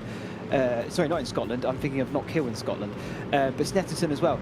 So many good circuits there. It really is fantastic. Germany has great circuits. Italy, of course, it's hard to choose those. I think Europe as a whole is just brilliant, of course. But here we go. Porsche's off, and Hauke's done the same thing by the looks of it. Sam, away he goes. Yeah, Matthias Marinja didn't seem to necessarily anticipate it, and he's under a bit more pressure this time because Eric Roseth is getting underneath, and Roseth with a little bit of a side draft, he's getting a very good straight line speed. He's actually ahead and on the inside line. There's not going to be much that the Austrian Joe is going to be able to do around there, and Roseth is straight away up into second place. But the good news for Marinja is that he was able to hold back Aiden and Carter, so he only drops the one position, but Hawk with the perfect launch, and of course last time he was absolutely fine on the cold tyres. We'll see if he makes another unforced error on lap 3 like he did last time out, and it looks like Carter has actually dropped behind Adam Watson there, so Watson up into 4th position. Also good stuff from Mike Palic. He's got past his teammate Carl Winkler, but Jiho Zudetska, race 1 winner, still down to 10. Yeah, he did drop to 11th briefly at the start, so he regained that back from Tonneson. We're on board here with Leo Dragotta. He's managed to, well, he did have a position up. I believe it's now back to 8th where he started for the minute, so no huge changes there in that top 10, just a little bit of vying for position. Biggest winner so far, looking down the order, is sort of Dominic Engel. He's up 6 positions. Equally, Bennett Parsons, who started all the way from the very back of the grid from race number 1. He managed to get up to 30. Also, best over second. Go on. And a little bit wide there for Roseth, and Marinja is on the outside, but he can't get it done again. So Roseth is hanging on, and Marinja will be questioning how on earth he's behind, because he looks a lot quicker at the moment. He started ahead as Carl Winkler has gone off. That is a big shame for Carl. I think that might be cold tyres. He was just behind his teammate Mick Palic. Maybe Leo Dragotzo was just behind him as well, as Marinja, as we've seen so far today, goes for a move, gets put offline, and he's the one who drops back. Adam Watson has had a phenomenal start from 5th up into 3rd. Keep an eye on Roseth though here, down that start-finish straight, so I'm not sure the Ferrari is the quickest thing in a straight line. I saw Roseth in the chat earlier actually say it's insanely stupid how quick, I think he's referring to the Fords. Oh, as that's a lunge from Carter, but no way through because Marinja shuts the door in his face. Watson as well also doing that too, Marinja at the same time, so they all go in line astern, and luckily no contact between any of them, navigating the gravel as they make their way through turn number 3. No changes though as we come back round onto lap number 2. Hauke still leading, Roseth right there behind him though, and I tell you what, that's nice. 3 different manufacturers in the top 3, Ford, Ferrari and Aston Martin. Yeah, it's not something we've been able to say too many times this season, but yeah, that is a good position. As Hawk really struggling right now. I mean, it looked like he got a good sort of first half lap of the race, but then he just is jumping back and struggling with the tyre warm-up, which he seemed to be fine on. In race 1, it was a little bit later on in the race that he made his mistake. By the way, there was incident for Jakob Trinkel, who's had to tow back to the pits, but also Martin Varga has had to go back to the pits. So a couple of our big hitters in the amateur championship taking a bad time of it, and well, maybe Christian Malchuk might actually win this round for once. I'm not quite sure. There was Trinkel going round, and then it's a complete track blockage, and I think Trinkel, just with that hit, either by the other car or into the wall, too much damage, and had to retire from the race. I think it's funny, Sam. Malchuk's even out there, actually. No, I was just about to bring that up. I think it's funny you picked a man that's not even on the circuit. It's brilliant. Oh, you love to see it, don't you? But anyway, I'm sure he's enjoying his day off not being on the circuit itself. But Livingston currently leading that amateur category right in front of his rival of Cassia as well, as this is still the battle for the overall lead. Hauger going defensive then into turn number 1. He's got Rossef right behind him. The veteran certainly knows what he's doing when getting moves done, but for the minute, still struggling to find a way past in his Ferrari. But he also has to look in his rearview mirror. He's got Watson behind him in that Aston looming large, and that Aston actually looks pretty decent through the first few corners there, but it's not much of a straight as you make your run down to sort of turn 4 and then 5 and 6, because it's just the nature of the circuit, but you can't get alongside is what I'm trying to get at and make a move. Yeah, it's pretty much a one overtaking corner circuit generally, isn't it? This T1 is where 80% of the overtakes get done. And so, yeah, they just have to wait around this part of the circuit. Zudetskaya, by the way, has got past Nikolai Agard, so he's up 2 places from his race start. Of course, Carl Winkler had that spin on lap 1. But this is primed pretty well because we've got the top 12 all in a train right now. And it really does seem like Zudetskaya is probably the fastest one. It's only 2.3 seconds off the lead, but has 7 cars to overtake. Of course, Yehol's going for the Pro Am Championship win, and if he does win tonight, he will extend that championship lead. But his main rival, Aiden Carter, is currently ahead of him in this race too, so would limit the damage, which of course was caused by race 1, but you can see on the off-board shot just how close this pack of cars is, and Hawk continues to struggle, and he's going to have to go defensive at the end of the front straight once again. I wonder if Rossef could go for the dummy here. He had half a chance to go for the dummy before, opted not to go for it, but maybe he'll have the confidence this time.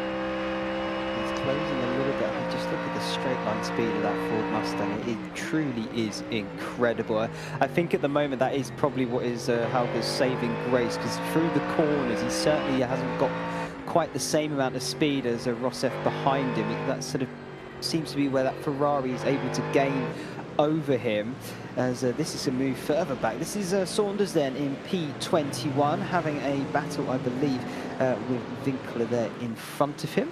So the battle for 20th raging on quite hard here. The Beamer trying to get around the Ford, no way through out of turn number 3, but can he maybe get a wheel alongside into turn number 4? Gonna go sweeping round the racing line, and of course Winkler smartly covers it off.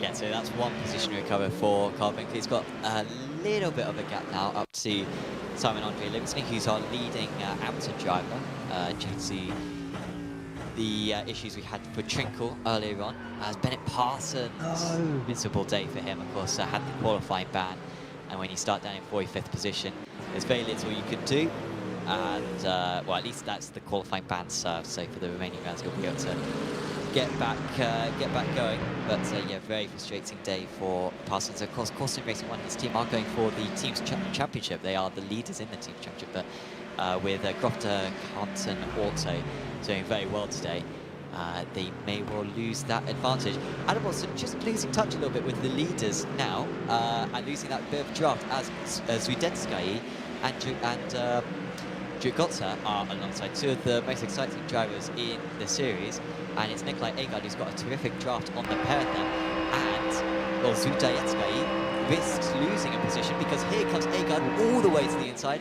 They are 3 wide heading down into T1, and Yeehaw gets spun round.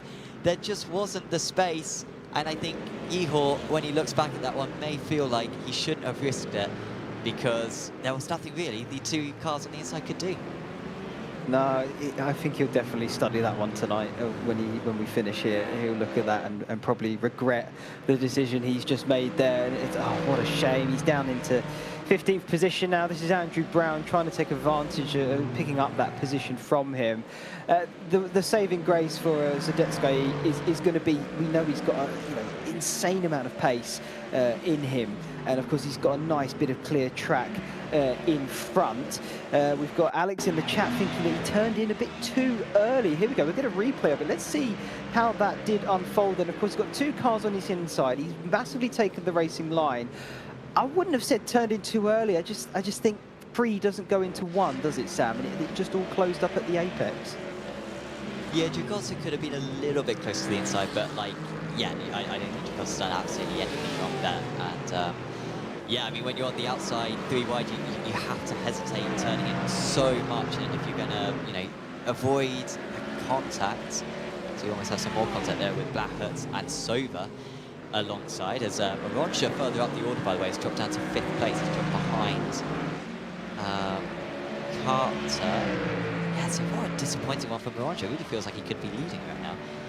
But he had a poor start, dropped behind Rosseth, then tried to get past Rosseth, dropped behind Watson, and then picked up a slowdown, and is now behind Carter. And now, sort of still suffering from the after effects of that slowdown. He's under pressure from Palage. But of course, that swings open the Prime Championship once again. If with the way that Igor was driving, it was looking like he was going to go into the next round with a big lead in the championship. But now, this man, Carter, especially with gaining this place into P4, has a chance. And of course, yeah, unusual place to get it done, but it's all because Maronsha had a slowdown penalty, so wasn't really allowed to defend. Well, the racing gods giveth, the racing gods taketh away, and such is the nature of this sport that we all love and flock to watch, just to see how it all really unfolds. And of course, everyone with their personalities really does add to that as well. But Hauger still leading here. We've seen this position before, Sam. We saw it only somewhat 20-30 minutes ago. Hauger leading with another car behind him. Of course, last time he pushed it a bit too much beyond the limit, and of course had that spin, which was a real shame on his own. But this time, I think with a different car behind him as well, in the Ferrari of Rosseth, do you think he may think about it in a different strategy now, because he probably has the superior car in terms of the way iRacing is at the moment? Do you think he'll approach it a bit differently this time by it and not, you know, overdrive that car? Yeah, I think there's more of a risk of underdriving than overdriving, I guess, at this point, right? After the mistake earlier on, which can almost be worse. And Rosseth is keeping. I mean, if he makes any mistake here, Hawk, then Rosseth is going to take advantage of it. He's still got 20 more minutes to go, so that's a long time not to miss any apexes. And of course, he's got to keep an eye as well, because Rosseth, even from this far back, could go for a dive potentially. I think Hawk trying to cover that off by taking that very early turn into T1. So Rosseth knows that if he does go for a dive, it won't work out.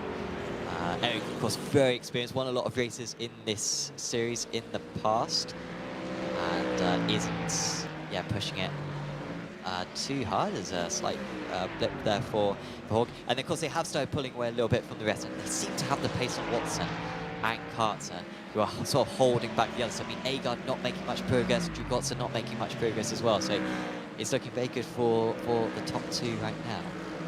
It certainly does seem that way. I mean, also, I mean, the extra 5 again. It's going to hamper him now big time. He's only got Palach with a few tenths behind, so let's see if it's going to cause a big enough of a slowdown that maybe Palach can make a move. We're riding on board here with Palach in through to turn number 11 and 12 around the back part of the circuit. He must be close to serving it now. The gap's still 3 tenths between the pair of them, but he's still got that yellow flag next to his name. That'll be him serving it there, no doubt. Palach goes to the inside, but not enough room to get alongside. I think that's just about right there for Maronsha. Like, you really shouldn't be serving slowdowns mid-corner, but I think he's gone a little bit slow there, but he hasn't sort of forced Palach to slow up himself. He's just closed the gap a lot, but he's left himself vulnerable here because he's wide, and Palach has got to think about this one very sensibly, because of course now he's going to go to the outside. He can give his rival a little bit of a side draft, which will slow Maronsha down by pushing the air onto the rear wing of Maronsha. But from here, he can't really do a whole lot, and he's probably going to do well to hold back Agard. As there's more contact, he goes straight on, and now there's contact again, and Maronsha loses the place anyway. And Agard and Dragotsa, while saying they weren't making much progress, well, they've just gained 2 places in one corner. And I'm not quite sure whose fault that was. I'd love to see the replay if we could get one of that, because it was very touch and go between the pair of them, and we saw what happened a few laps ago with like Zdietskia and how free doesn't go into one. I mean, of course, this is a one-on-one, so only 2 in the equation. But you could just see there, they're both sort of going in a straight line, fairly decent. I wouldn't even say that's Palutz trying to just turn over the nose there of Marinja. I don't think he did anything wrong, in my opinion, on that one. Yeah, I don't think any penalties will be given for the first one. I don't know about the second one. I think the second one will be all right, because I think sort of what caught out AGard making that contact was the slow up from the cars ahead. I mean, by the time he was on the brakes, the cars ahead hadn't made contact yet, and he sort of stormed into the corner, and there wasn't a whole lot he could do. This is an unusual place to make a move, as Schuttler has got a black flag. So Schuttler, you can see him go off the circuit there. He's picked up too many 1Xs. He's reached the 20 instant limit, and also Volmers as well has also got it, and you can see him off to the side. He might just retire. As Schuttler letting everyone pass. He doesn't necessarily need to, he just needs to come into the pits for a drive lever, probably realising that his race is pretty much over. Maybe he's actually got some damage. That's fast, very, very slowly. And of course that would explain why he's got the black flag, because if you get a 4X, he's really struggling now to aim. Oh, and now he's... Oh, no. I think that was a hit from behind, and their car's really damaged now. On the brakes. Oh, my God. Well, if it was... Yeah, well, I didn't need to say. I mean, it was going to be hard to stop the car on that part of the circuit. The grass is so short before you are already back on the tarmac from the barrier. So, yeah, I'm sure he had his brakes firmly pressed, but he's so short and close to the barrier. You're not going to get much done there. This is Carl Winkler, though, battling.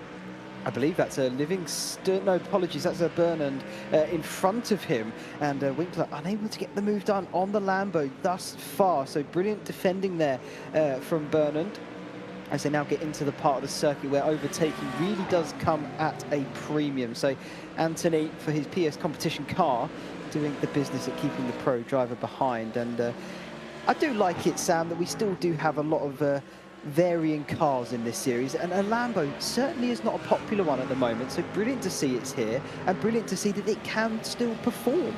It's fantastic. Yeah, we've got a spattering of Lamborghinis, haven't we? And of course Parsons has been, I mean, I know it's been a rubbish day for Parsons so far today, but he has been one of the fastest drivers in the series, Parsons, so we have occasionally had a Lamborghini near the front, but yeah, would be good next season, because we've only got week 13 is on Tuesday, isn't it? It does come around very quickly, and that might well be a bit of a mix-up in terms of competitiveness. And of course, we do still have 2 more rounds of the season to go, so we might go into the last round with the Mustang not very competitive, potentially, depending on, or even the next round with the Mustang not very competitive, if iRacing change up the BOP significantly. Hawg now just quarter of a second clear, and Adam Watson has got himself a bit closer. So Watson had dropped over a second behind, but he's now only 0.8 of a second behind. So still a 3-car battle, 3 different cars fighting for this race to win. As Winkler continuing to make up positions, but still unable to get past Bernard. It's a bit of a roadblock there, isn't he? Coming back to this lead battle, I'd be lying if I wasn't rooting for the Aston Martin. It's certainly being a little bit biased on that front. So come on, Watson, let's see what you can do and take the fight to them. Always look so much better than the old cars as well. Like I remember when the Lambo it was added to the stream, it was just like the best thing ever. Now I feel like it's a little bit, I'm a bit mad about it, but no, that Aston still has the fresh car feeling about it. It's just nice to see. It looks fantastic. I tell you, not only does it look fantastic, it sounds fantastic. So that big old V8 motor in that car, it really does pack a punch, I can tell you that. And yeah, you not get tired of it if you're the one sat in the cockpit of that car as well. It really is brilliant to behold. But yeah, Watson's still third, and like Sam said a moment ago, has caught up to this lead pack. So Hauger and Rousseff are going to be having to look rearward, the pair of them. Not just Hauger in this battle, because they've got another one keeping them company. And yeah, you mentioned it, 3 different cars vying for the lead. It's not often you get to say that, particularly at the moment with the Ford seeming to be the best. So this really is a little bit special, I'd say. Yeah, very, very good to see this mix, as cars are now a little bit further back, to about 5 seconds off the lead as it stands, and lost a little bit more time on that last lap, so yeah, still confirming that top 3. Gareth McRae's just got past Aless Casilla, by the way, up into 23rd place, albeit he hasn't got the move done quite yet. Some of the drivers ahead of these guys. Origi up 16, Engel up 19, Roy up 15, and McRae, if he can make this move stick, will be up 11, will the Scot, and it looks like he has got it done. So good work there from Gareth to move into 23rd position, now behind his fellow countryman Carl Roy, just ahead. And also a battle going on behind Marcus Fox with Alex Rogers, who's had a couple of setbacks, I think, so far today. And Rafael Juriga, he definitely had a big setback in race 1, I think it was for Juriga. Yes. And yeah, they are battling over 25th position. So there are fights going on all the way down the order. Of course, you can check out the live timing link by using the link in the description below, and then you can see the gaps between all the drivers. Certainly follow your favourite at that point. That's always nice to have, as Carl Winkler has finally managed to tear down the walls of Bernan's defence and has got that move done. Bernan clearly not giving it up, though. He is right on the rear bumper of that Ford Mustang, but the Lambo, I fear, may just sort of disappear a little bit further back into the distance, particularly with the pace of Winkler as well. We know he certainly has it in buckets. So nice that he managed to get past. It's a shame for Bernan because the defence was going strong, as this is Livingston and Origi. Origi having no problem getting past Livingston now. Maybe, he knows, that's not quite his race. And Watson has got past Vaseth. I wonder how that happened. I don't think there was a slowdown. But was it just a bit of a mugging here? The Ferrari, we were saying, maybe wasn't the fastest car in the straight. And yeah, this is just a scent here from Watson, and that is very nicely done. Gets some stops. Wow. You see that in MotoGP quite a bit with the block pass at T1. That's pretty much what Watson did there. And yeah, he is now just 1 second away, so really has come on very strong in the last 10 minutes of this race or so. Alexi Bari's in some fights, and so too are these guys, Tonneson and Palach and Moller. Tonneson, I think, holding on to that 8th position. And Thomason's done well. I think last time I saw him, he was sort of down in 11th, so I feel he's actually gained a few positions here, as he's definitely trying to defend it here from Palach. Palach muscling his way through there. You can just about see them going through the chicane from that helicopter shot. But Palach has now got the move done, and Tonneson is going to come under threat here from Müller behind. This is still the battle going on for P8. As Palach through turn number, I believe, 12, and through the quick chicane now. Definitely got that one cemented. Tonneson, though, looking in his rearview mirror, because he's still got Müller there, keeping him very much company. He's lost that one position. He's going to lose a bit of momentum, maybe another. But we're going to jump forward. Aidan Carter and Agor, as they make their way over the start-finish line. This is a drag strip to turn 1, Sam. Who's going to win it? I think Agard has got the momentum, hasn't he? And he has done it, so he's up into 4th place. More great points for Nikolai Agard, who, of course, finished race 1 in 2nd place. And if it ends like this, he's going to have a very good gap in the championship. Of course, there is job scores, which will, you know, help out someone like Marcel Kraus. But yeah, despite not... to be fair, actually, Agard will win this round, I think, because he will be the highest scoring driver. Unless maybe if Watson wins this, maybe Watson will be the highest score, because you do get a bit of a bonus for winning the race. But yeah, it might be actually back-to-back round victories for Nikolai Agard if he can get to the end from here. But also, well, obviously, Marcel Kraus losing a lot of points today. I'm not quite sure if Kraus has got the competitiveness, frankly, to bring it back in the final 2 rounds. Just a poor qualifying for Kraus today, which has affected both of his races. And of course, make Palach 3rd place in the championship going into this round. And he scored decent points, will be 2 top 10s for Palach.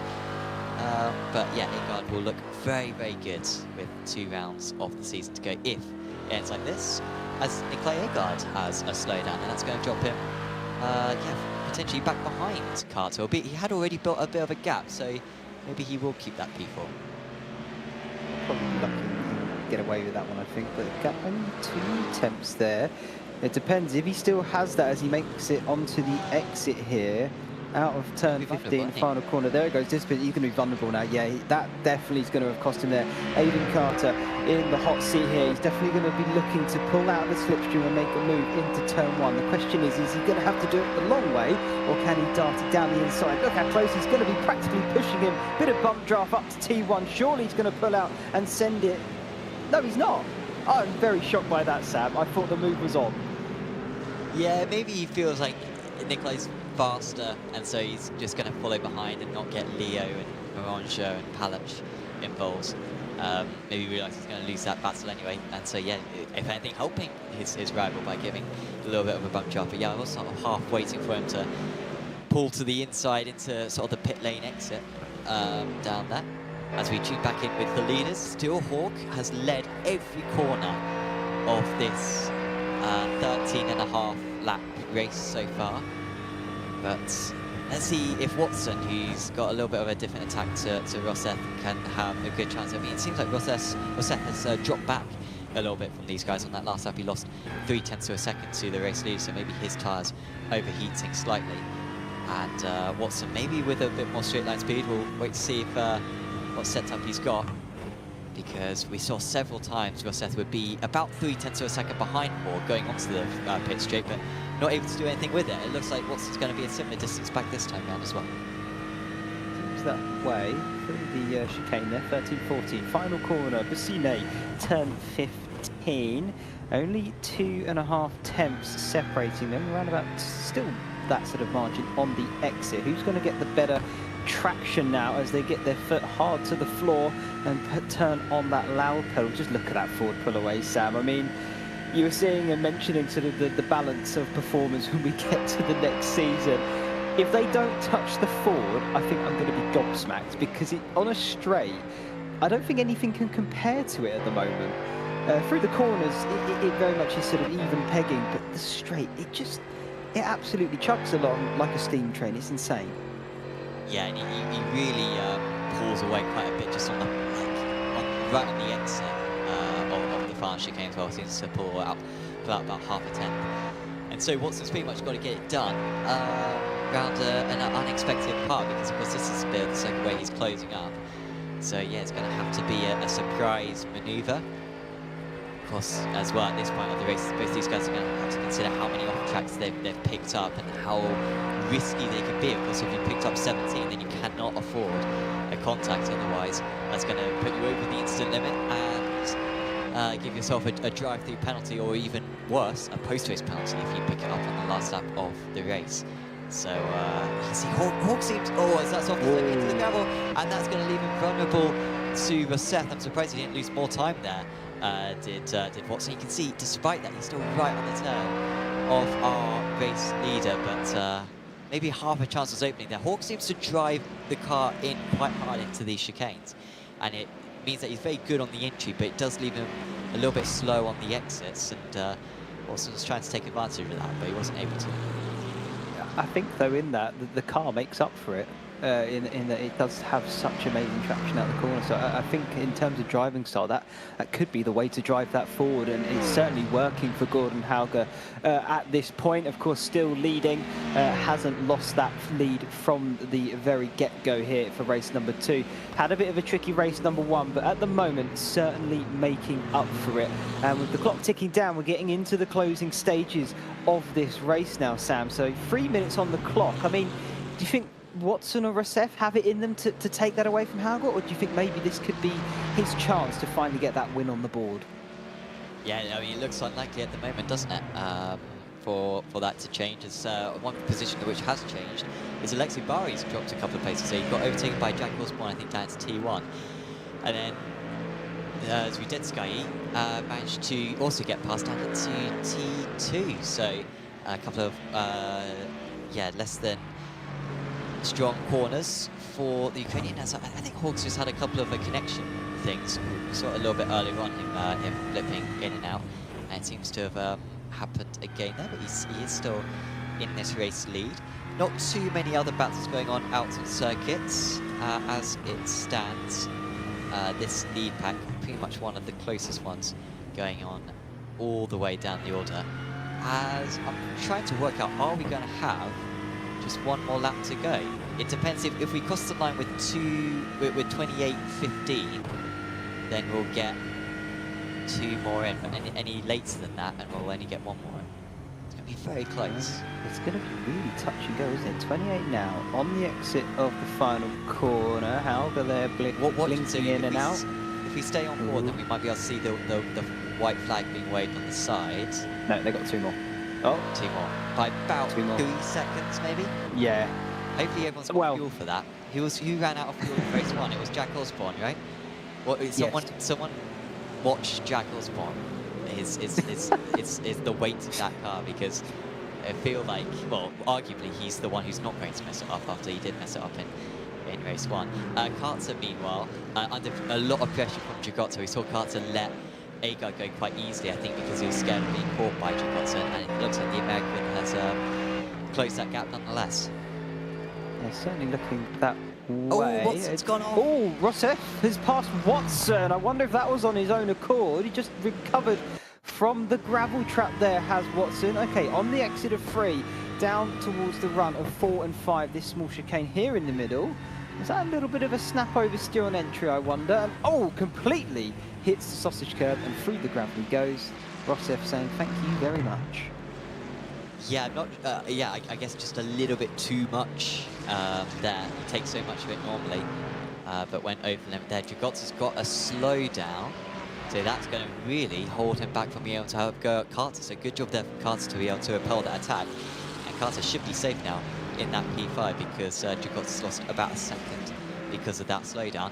Agard now feels like he could potentially get a podium from all this because of that mistake from Watson. Looks like Hall's going to be safe now. Rousseff has only got the gap down to 0.8 of a second, going on to the pit straight. And we have got 1 more lap of this race to go. Watch to see if anyone wants to dive into the pits for emergency fuel. As here comes Agard, who is the championship leader. And of course we saw Yihor Zudetskayi have a collision, which might lose him the championship lead in the Pro-Ams. Agard is risking having the same happen to him in the Pro Championship by going for this move, but he doesn't send it in quite as deep, and Watson holds on to that P3, and that's probably the best chance for Agard gone.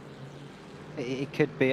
This is going to be a crucial lap here for Watson, though. He really wants to keep his rival behind. Of course, he is 5th in the championship there at the moment, but he's still in a decent position in terms of points, so he could definitely pick some good ones up here this evening. So if he can keep Igor behind, he'll be very happy indeed. And like you say, Sam, I think the best chance already been and gone, as the gaps in front of them have opened up a little bit. Rousseff only 8 tenths behind Haugor, but it's so tricky to close that down in the space of a lap and get the move done all in one go, as this is going to be the run to the line on the final lap now. So Haugor, Rousseff, Watson, your top 3. I think it's going to be hard to change that around. Carl Roy did pit with 1 lap to go, by the way, so I'm not sure if he ran out of fuel or maybe he needed a faster pair, but he was stationed for 3 seconds. But he is back out there, so maybe just one drive messing up the fuel. We have got a little bit of traffic actually here. That's Tyler Corky, who needs to do his best efforts at getting out of the way. And at least for the leader, he manages to succeed in that. So Gordon Hogg, where everything went wrong for him in race 1. He led in the early stages, made a mistake, and then was offline, it felt like, for the entirety of the rest of the race. Squeezed into the reverse grid, and he has taken it with both hands and taken full advantage. And it's going to be Gordon Hawk who manages to win. But Eric Rousseff at the line, he did run out of fuel. One driver did underfuel it, and it means that Watson gets a season-best 2nd place, and Nikolai Agard gets some big points in the championship in P3. Rousseff, after such a great drive, and after looking like he might even be the favourite to win in the early stages, can't even finish on the podium in the end. Oh, that's devastating for him, right at the death of the race as well. We almost had an all-Norwegian podium there, Sam. I don't know if that's happened already this season so far, but Hauger, Augar and Rousseff, Watson, of course, upsetting that one, but he'll be happy with 2nd right at the death.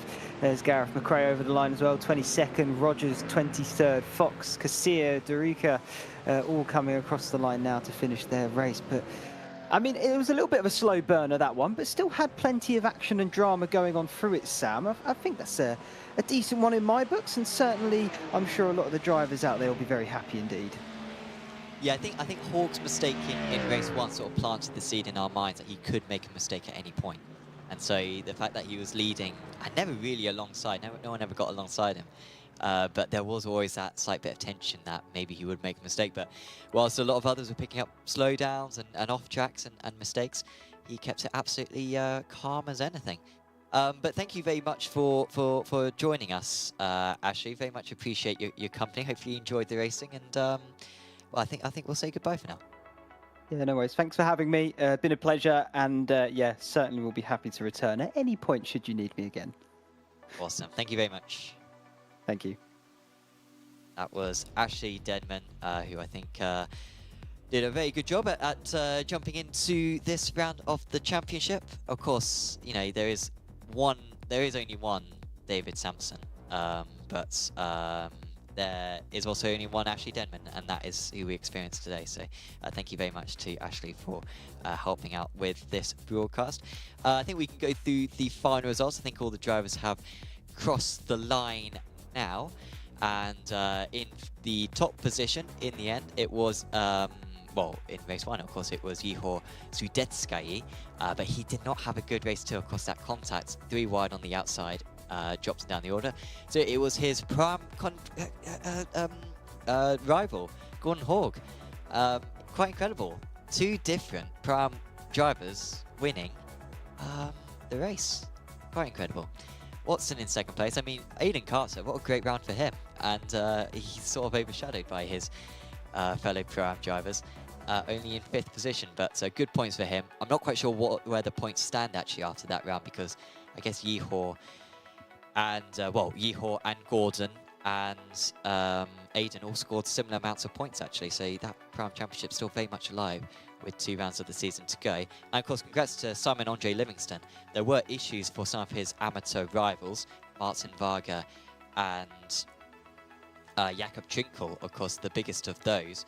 But he managed to convincingly take the amateur race win. So again, not quite sure what that does for his championship hopes, but it might just give him a little bit of a hope. He came into this round in 5th position, but I think it'll be a much smaller gap after that. So in all of our championships, a very fun round of the season there. We will have a chat with a few of our drivers now, I think. And the first driver we'll have a chat with is Gordon Hogg, who we've been able to have a chat with a few times recently because he's been at the top of the Pro-Am standings so much. But today he was at the top of the overall standings, at least in race 2.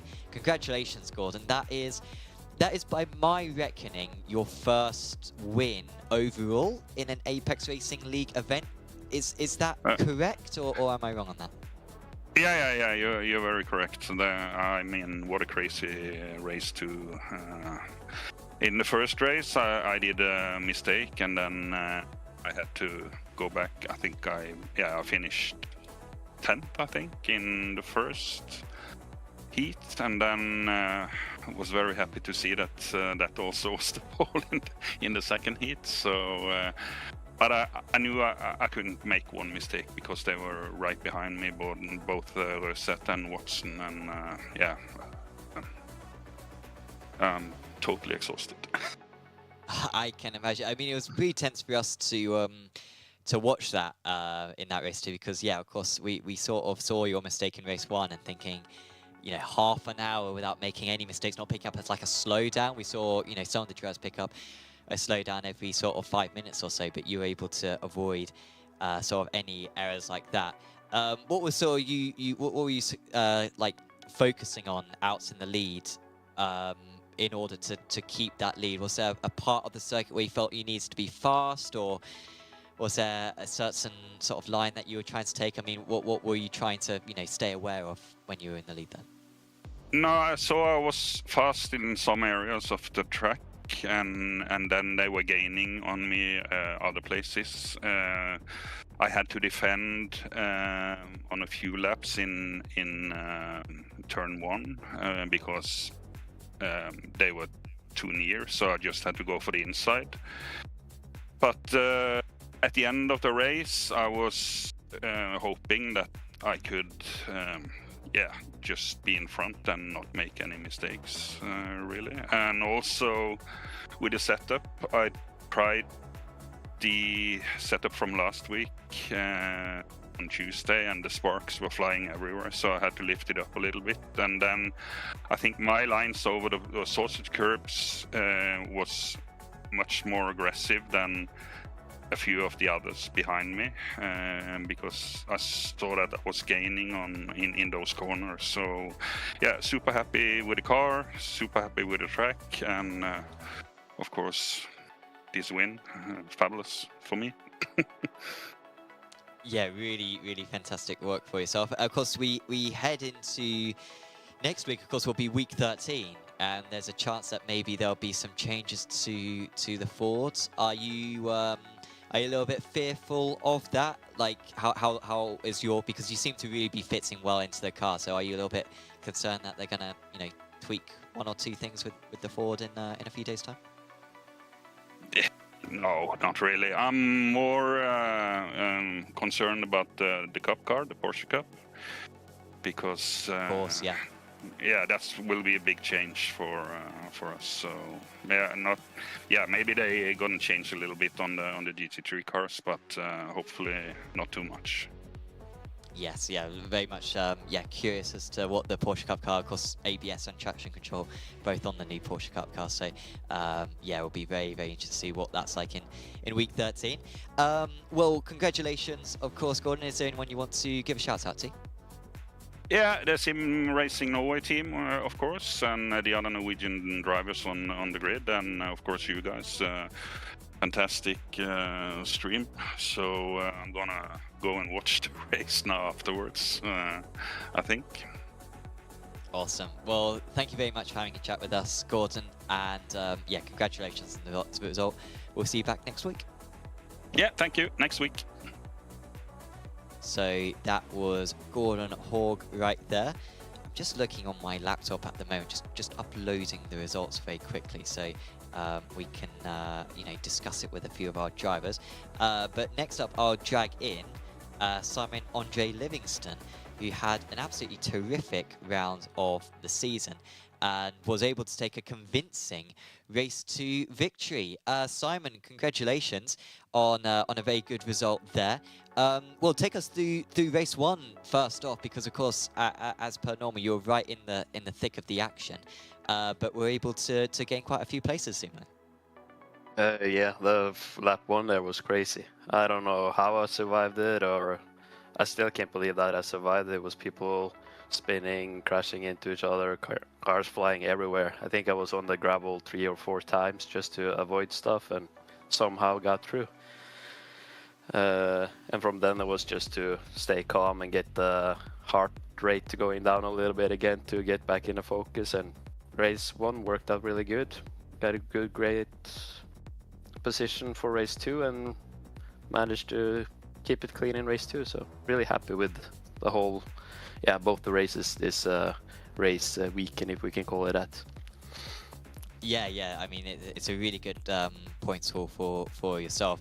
I mean, it looked like in race 2, we didn't see a whole lot of your race 2, but there was a couple of moments where it looked like maybe we had like a pro driver. I'm not sure if maybe it was like Winkler or someone else maybe make their way past you, and maybe it seemed like you were picking and choosing your fights quite well in terms of not getting caught up too much. Would you say sort of your experience maybe is sort of like helped you in like these types of races in comparison to some of your other amateur rivals who maybe fight, you know, every fight to the wire, whilst you're able to pick and choose the sensible fights and the fights not worth fighting?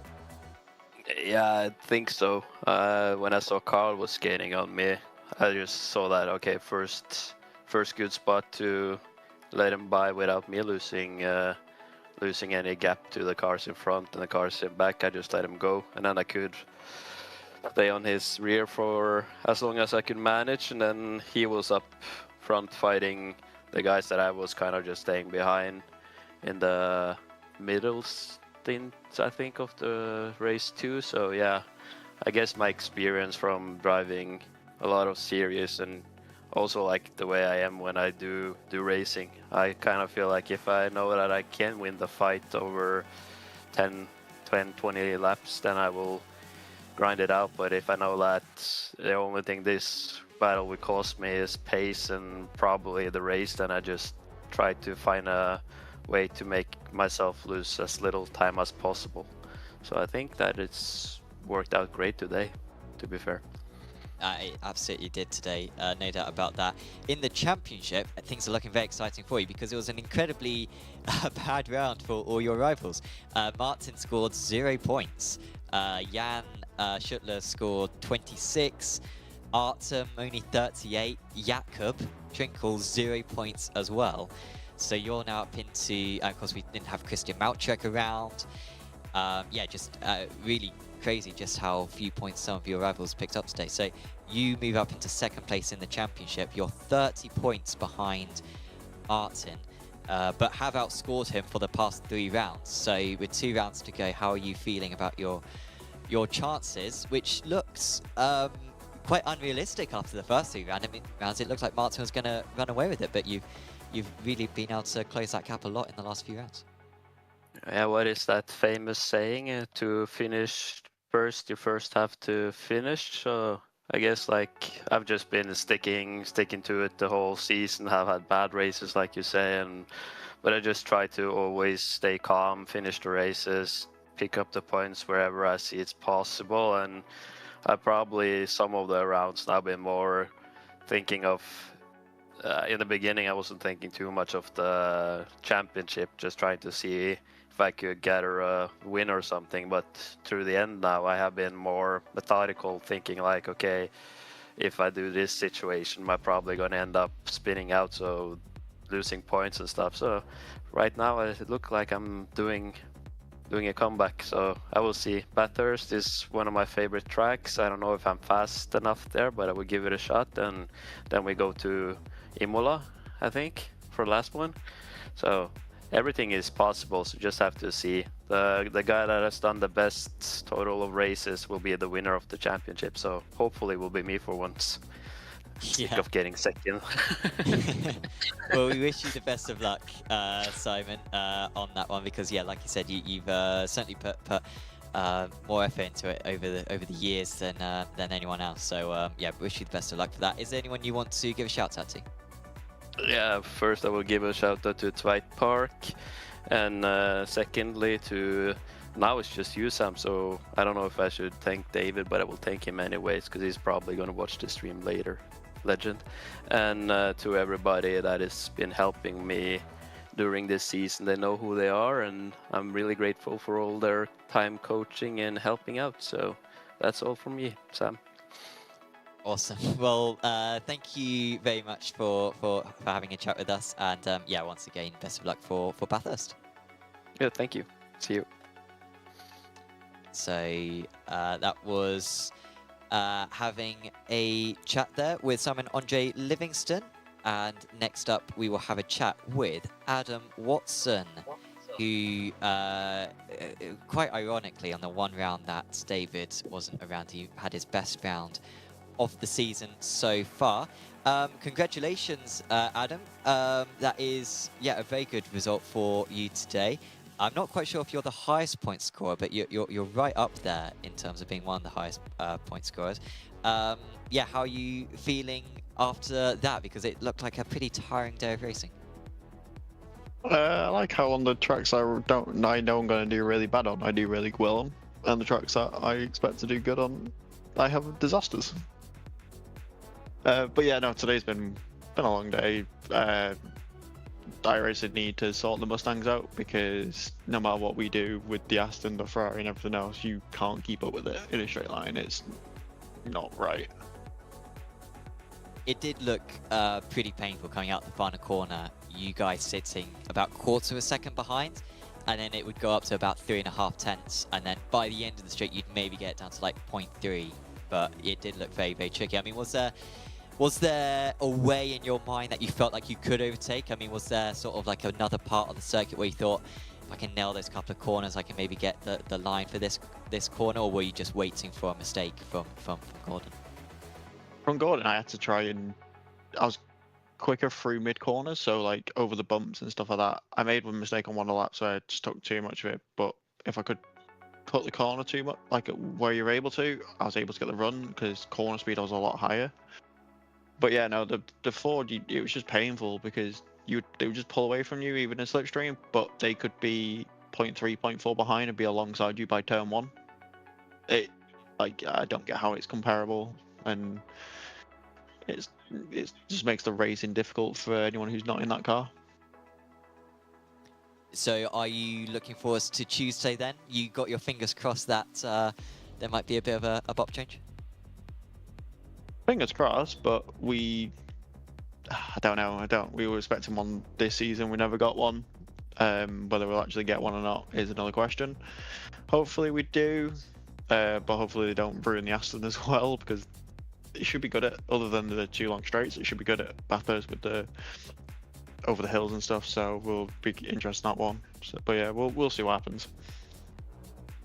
And in terms of just looking at the final 2 rounds of the season, we've got Bathurst and then Imola. Bathurst is generally a circuit that a lot of people love, but you know, it does have its naysayers as well. Which side of that do you fall on? I like Bathurst. If it's as wet as it was for the 12-hour, I'd be happy. Sure. Because the 12-hour, I enjoyed it being soaking wet. Because I ruined qualifying and I had to go from 50th and against David, but that was fun. So hopefully that one. Imola go well round. Obviously, ARL Endurance a few months ago we went well around there as well. So yeah, we'll just see how it goes, and hopefully 2 good results will come. Well, we wish you the best of luck, of course, for that one, Adam. Is there anyone you want to give a shout out to? Just you guys for a great stream. Obviously David for not being here. When he's not here, I have a good result. Just all the altitude guys, 3M, Johnny for the 3M back in and supporting us so much, and just everyone else in the altitude team. Well, I did put you were my pick for today, I think, as you saw. So thank you for doing well. And I'm sure I trust that when David's back and he picks you next week, you're gonna do much worse, I'm hoping. We'll see. See what happens. You picked me. I was P15 in practice. Yeah, and that's how much faith I have in jinxes. So I'm very pleased that you managed to do so well today. And yes, we'll see you back in a week's time. Yep. See you. Thank you a lot again. So that was Adam Watson there, who did very well today with that P2 in race 2. I realised that I added up the points slightly wrong. So unfortunately I can't read through the entire points, but it's close. And do check out the ApexRacingLeague.com website in a few minutes time for a proper rundown of the points for that. Of course, we've got many more stuff coming up on Apex Racing TV in the next few days. Still got a couple more rounds of TGR Nation on the Saturday afternoon slot. We've also got Rikmatech on Monday nights. We've got the final round of the Pace P Cup as well on Monday, which is a really tight championship battle going on in that. I'll also say as well, next week we're going to be announcing the new season of Apex Racing Academy Porsche Cup, which is one of our most popular series, probably only second to the GT3 trophy, and that will be season 15 of that championship in the new Porsche Cup car, which hasn't even been released yet.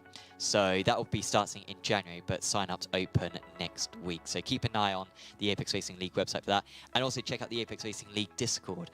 There's a link to that in the description below, because that is the first place where the news about new leagues is announced, not just for GT3 Trophy and Porsche Cup, but also for our TCR Championship, for our Prototype Championship, Endurance, and any other series that we decide to put on. And of course also the Apex Racing League and Apex Racing TV social medias are a good place to go for that.